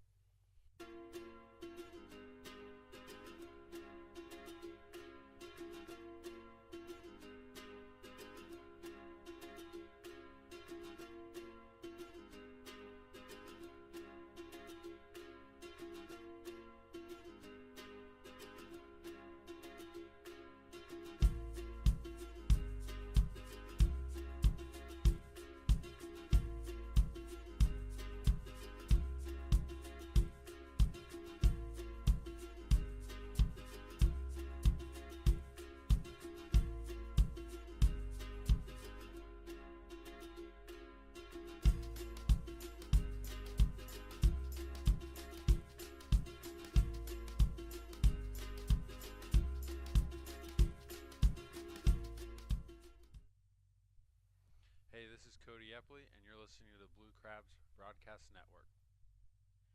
Craig Stem takes over here in the 9th as he'll face the bottom of the order, 7-8-9. Pacioli swinging on the first pitch. He'll send a fly ball out to right as Teodoro Martinez will track that down for out number 1. Craig Stem, 1 pitch, 1 out. Andrew, you've got the numbers on Stem after a solid outing from Brett Marshall.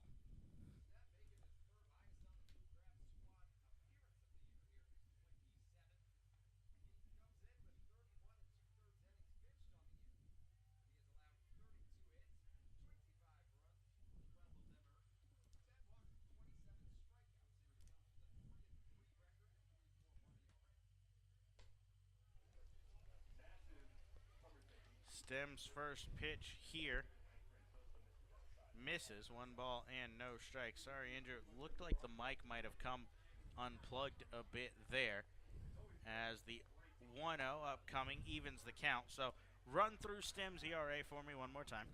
Stem comes in with a 3-3 record and a 3.41 ERA. He's got an even count here. This is his first appearance since making a spot start on Friday. As Stem kicks and delivers, this one catches the inside corner. 1 ball and 2 strikes. Stem got the start after Drake Britton went down ill and was scratched from his start on Friday. Stem comes in and goes 5 scoreless innings and picks up a win. What a start for Craig Stem that day. But back to his normal bullpen role here, as this one is fouled out of play. 1 ball and 2 strikes.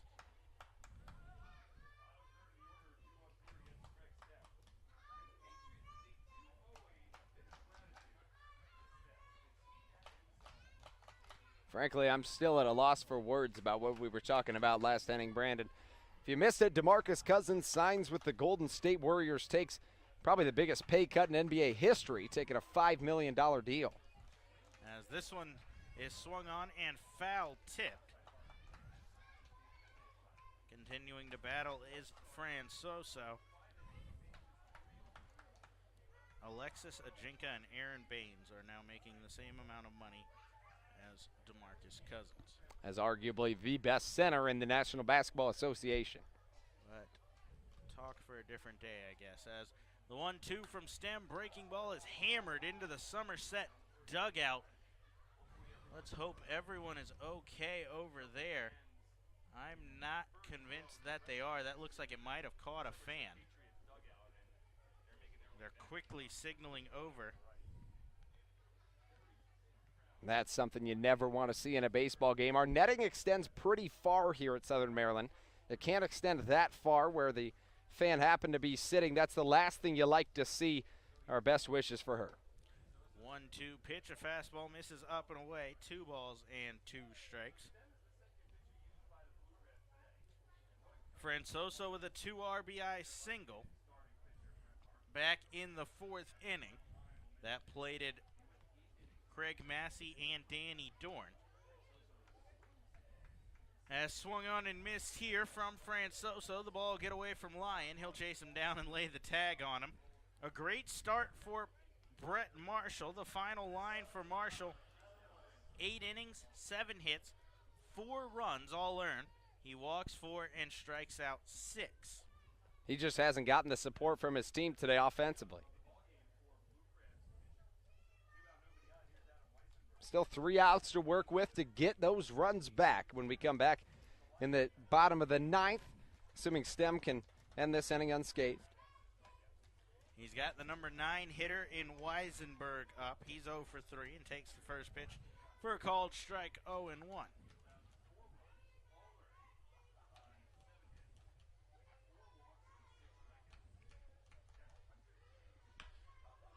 A breaking ball is swung on and fouled off here. Count at no balls and 2 strikes.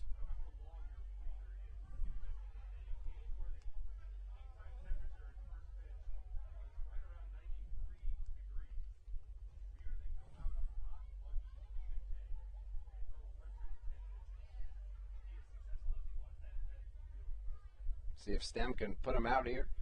The 0-2 is a breaking ball that misses everything and heads to the backstop. 1 ball and 2 strikes the count. Probably just a chase pitch, nothing intended for Weisenberg to really even get a hold of. Weisenberg 0 for 3 on the day with a strikeout and 2 ground outs to the shortstop Garcia. Coming set now for the 1-2 is Stem. Kicks and delivers. It's a breaking ball that misses low and away. 2 balls and 2 strikes the count here to Weisenberger. Still some hope for the Blue Crabs, who have been a team that really have never said die at any point in this season. They're a very chippy squad who can do anything to win a game. Stem comes set for the 2-2. Kicks and delivers. Breaking ball swung on and missed, and down on strikes goes Weisenberger. A 1-2-3 inning for Stem. as now 7 straight retired from the Blue Crabs pitching staff. They do trail by 4, and they're 2-28 when trailing after 8. Looking to add to that total, though. 3-28 is a possibility. They'll need 4 to tie, 5 to win.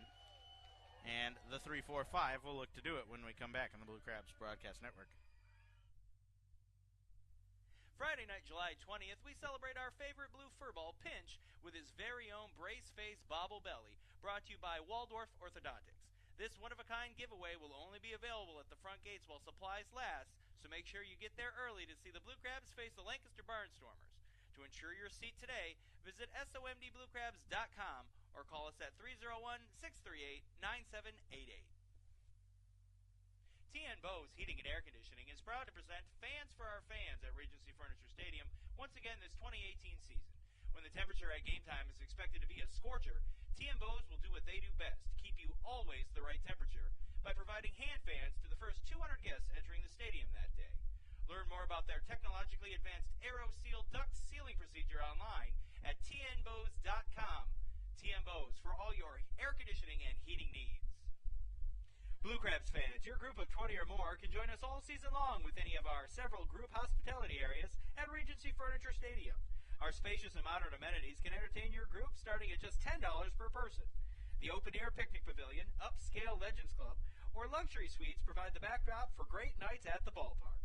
Call group sales at 301-638-9788 for more info or to book your group today.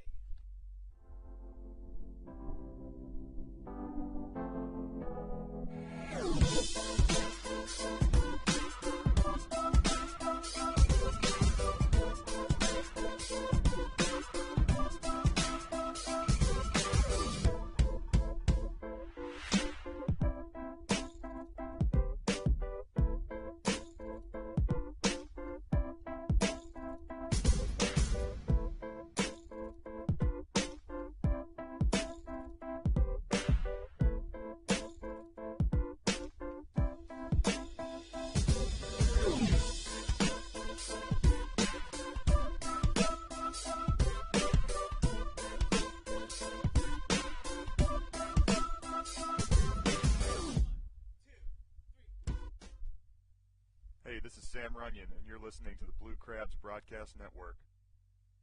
3-4-5 for the Blue Crabs here in the inning. They'll greet new reliever Dustin Antolin, who delivers a fastball for a called strike 0-1. Antolin, 6'2", 230 out of Liverpool, New York. Former major leaguer, is the third reliever and fourth pitcher in all for Somerset to work in this game. He works out of the stretch, comes set at his belt, and the 0-1 to Teodoro Martinez is swung on and fouled off 0-2. Antolin 1-3 on the year with a 3.72 ERA here in his 22nd appearance. He'll have to get through the meat of this order of the Blue Crabs, though.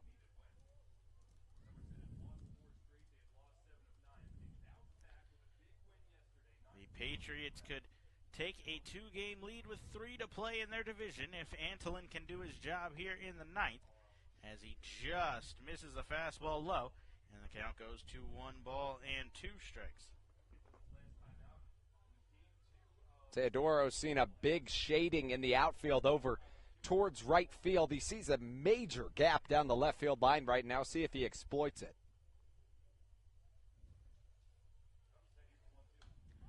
Fastball, Martinez just able to get a piece of it and stay alive in the at-bat. Antolin has a live arm here, and he almost blew that one by him.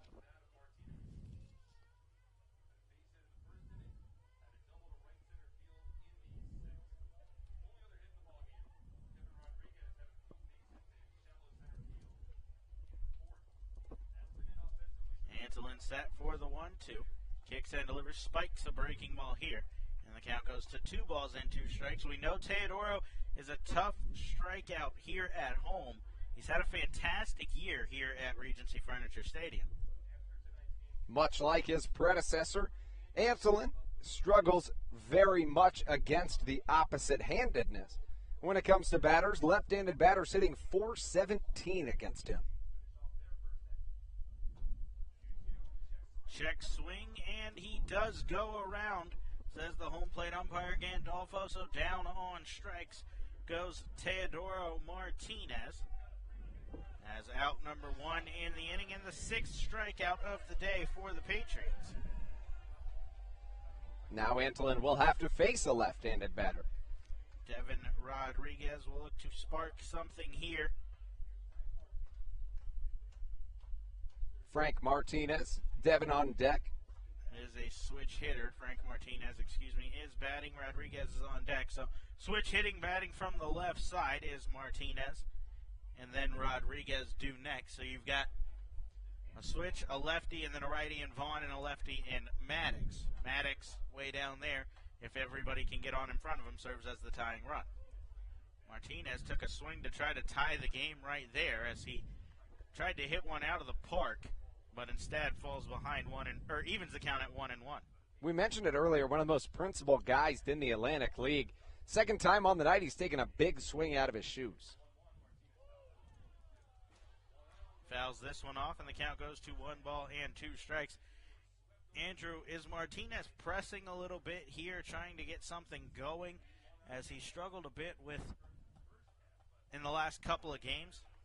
I mean, you got to wonder in this situation if maybe it's out of the equation to string something together, and a home run in this situation would do major dividends for the Blue Crabs. So maybe a home run could spark something huge as a ball will miss high and outside to Martinez. 1-2 the count. 2-2 the count now as that one missed outside. So see if he can maybe get on and try to get something rolling here.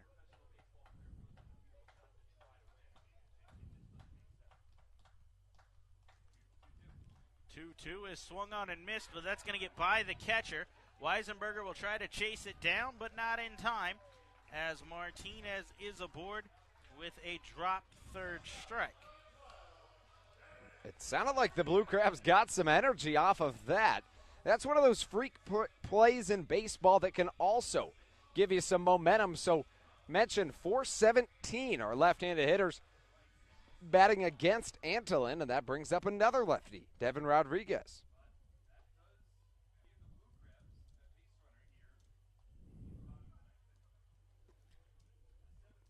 Rodriguez digs into the left-handed batter's box, 1 for 3. He's already extended his hitting streak to a season-high 8 games as he hits a line drive into right field here. That's going to get down in front of the right fielder, Pacioli. And all of a sudden, the Blue Crabs have 2 on with 1 out. A dropped third strike and a single. Have a man in scoring position with a man who can flip a game on its head right away, Corey Vaughn. And Frank Martinez, although he wasn't extremely patient, did get on base. And now, like you mentioned, this is the guy of anybody that is able to flip a game on its head. Frank Martinez tried to do that. Corey Vaughn, the man for the job. Corey Vaughn, 10 home runs on the year. He's voted to the All-Star game. He's 3rd in the league in home runs.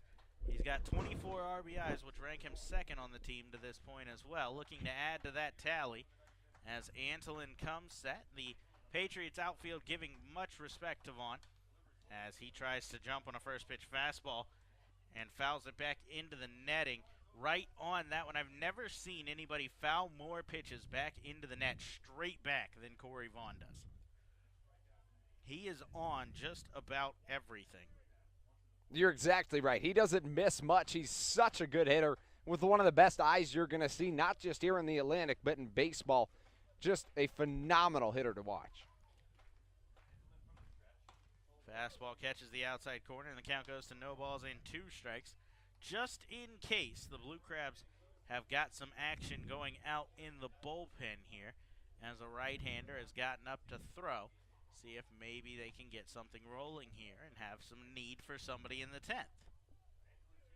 Corey Vaughn trying to give them the ability to come out and pitch in extras. He's behind in the count 0-2. Last time we saw this, he struck out back in the 2nd. He dribbles one in front of the plate here. The catcher, Weisenberger, will jump on it, fire to first.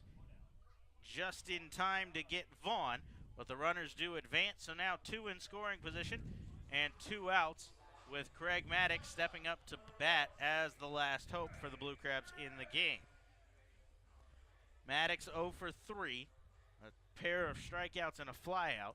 Hasn't hit the ball all that well in his time here, but hoping to change that right now. I love the hustle that Corey Vaughn plays with. He was in a pickle a couple of innings ago. A lot of guys might just stand there and get tagged. He sprints as hard as he can, does the same thing there on many plays that seem as though they're just going to be outs no matter what he hustles. First pitch to Maddox is a fastball that misses outside. 1 ball and no strikes, the count to the Blue Crabs' left-handed designated hitter in this one. The Patriots still have their closer, Kelly, available. Antolin does have 3 saves on the year as well, though. 1 ball and no strikes to Maddox as he sends one out of play the other way and evens the count 1-1. Maddox comes in with that very unique batting stance, very open in the left-handed stance. On that pitch, he didn't quite come back to even, and you see him just foul it straight over. If you're not able to achieve balance as a batter, you're not going to be balanced, and you're going to hit it out of the field of play.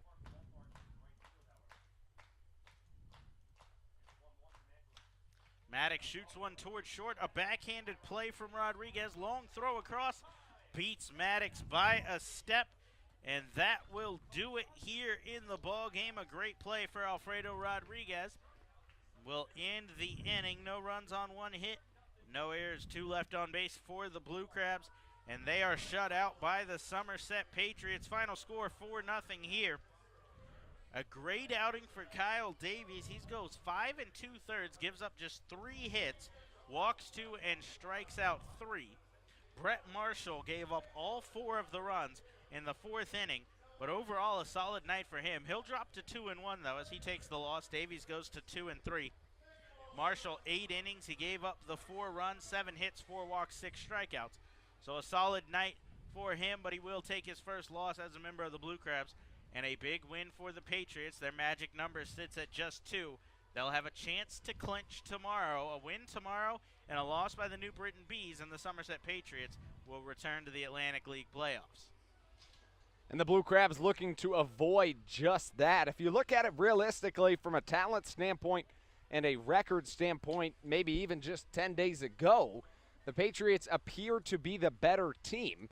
So if you are the Blue Crabs, maybe you'd want the Bees to take this one so you have a better shot at taking the next half. Whatever it is, the Blue Crabs are going to give it their all and try to make it a different turnout tomorrow night. You never want somebody to clinch on your field. So you know the Blue Crabs, despite the fact that they're out of it in the first half, will do everything they can to prevent the Patriots from having that party in their clubhouse. They'll have to do it behind the arm of Casey Delgado tomorrow. The right-hander will get the ball 4-4 with a 3.43. He'll match up with Dave Kubiak, 3-1 with a 3.03 ERA for the Patriots. That game, 6:35 post-game fireworks. It's the 4th of July warm-up here in Southern Maryland. We're getting ready for Wednesday's big 4th of July red, white, and blue crab spectacular. The warm-up coming tomorrow, Casey Delgado versus Kubiak, a big game for the Patriots. Blue Crabs still looking to play spoiler if they can.